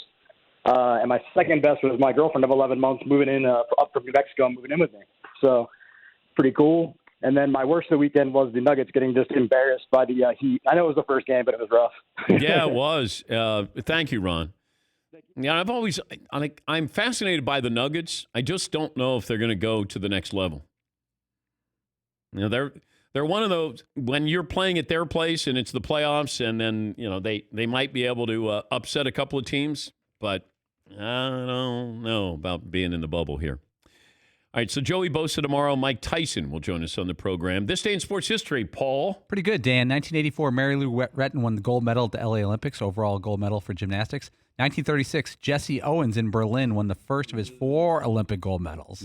Big week for that guy. 1949, the NBA, the National Basketball Association, was formed.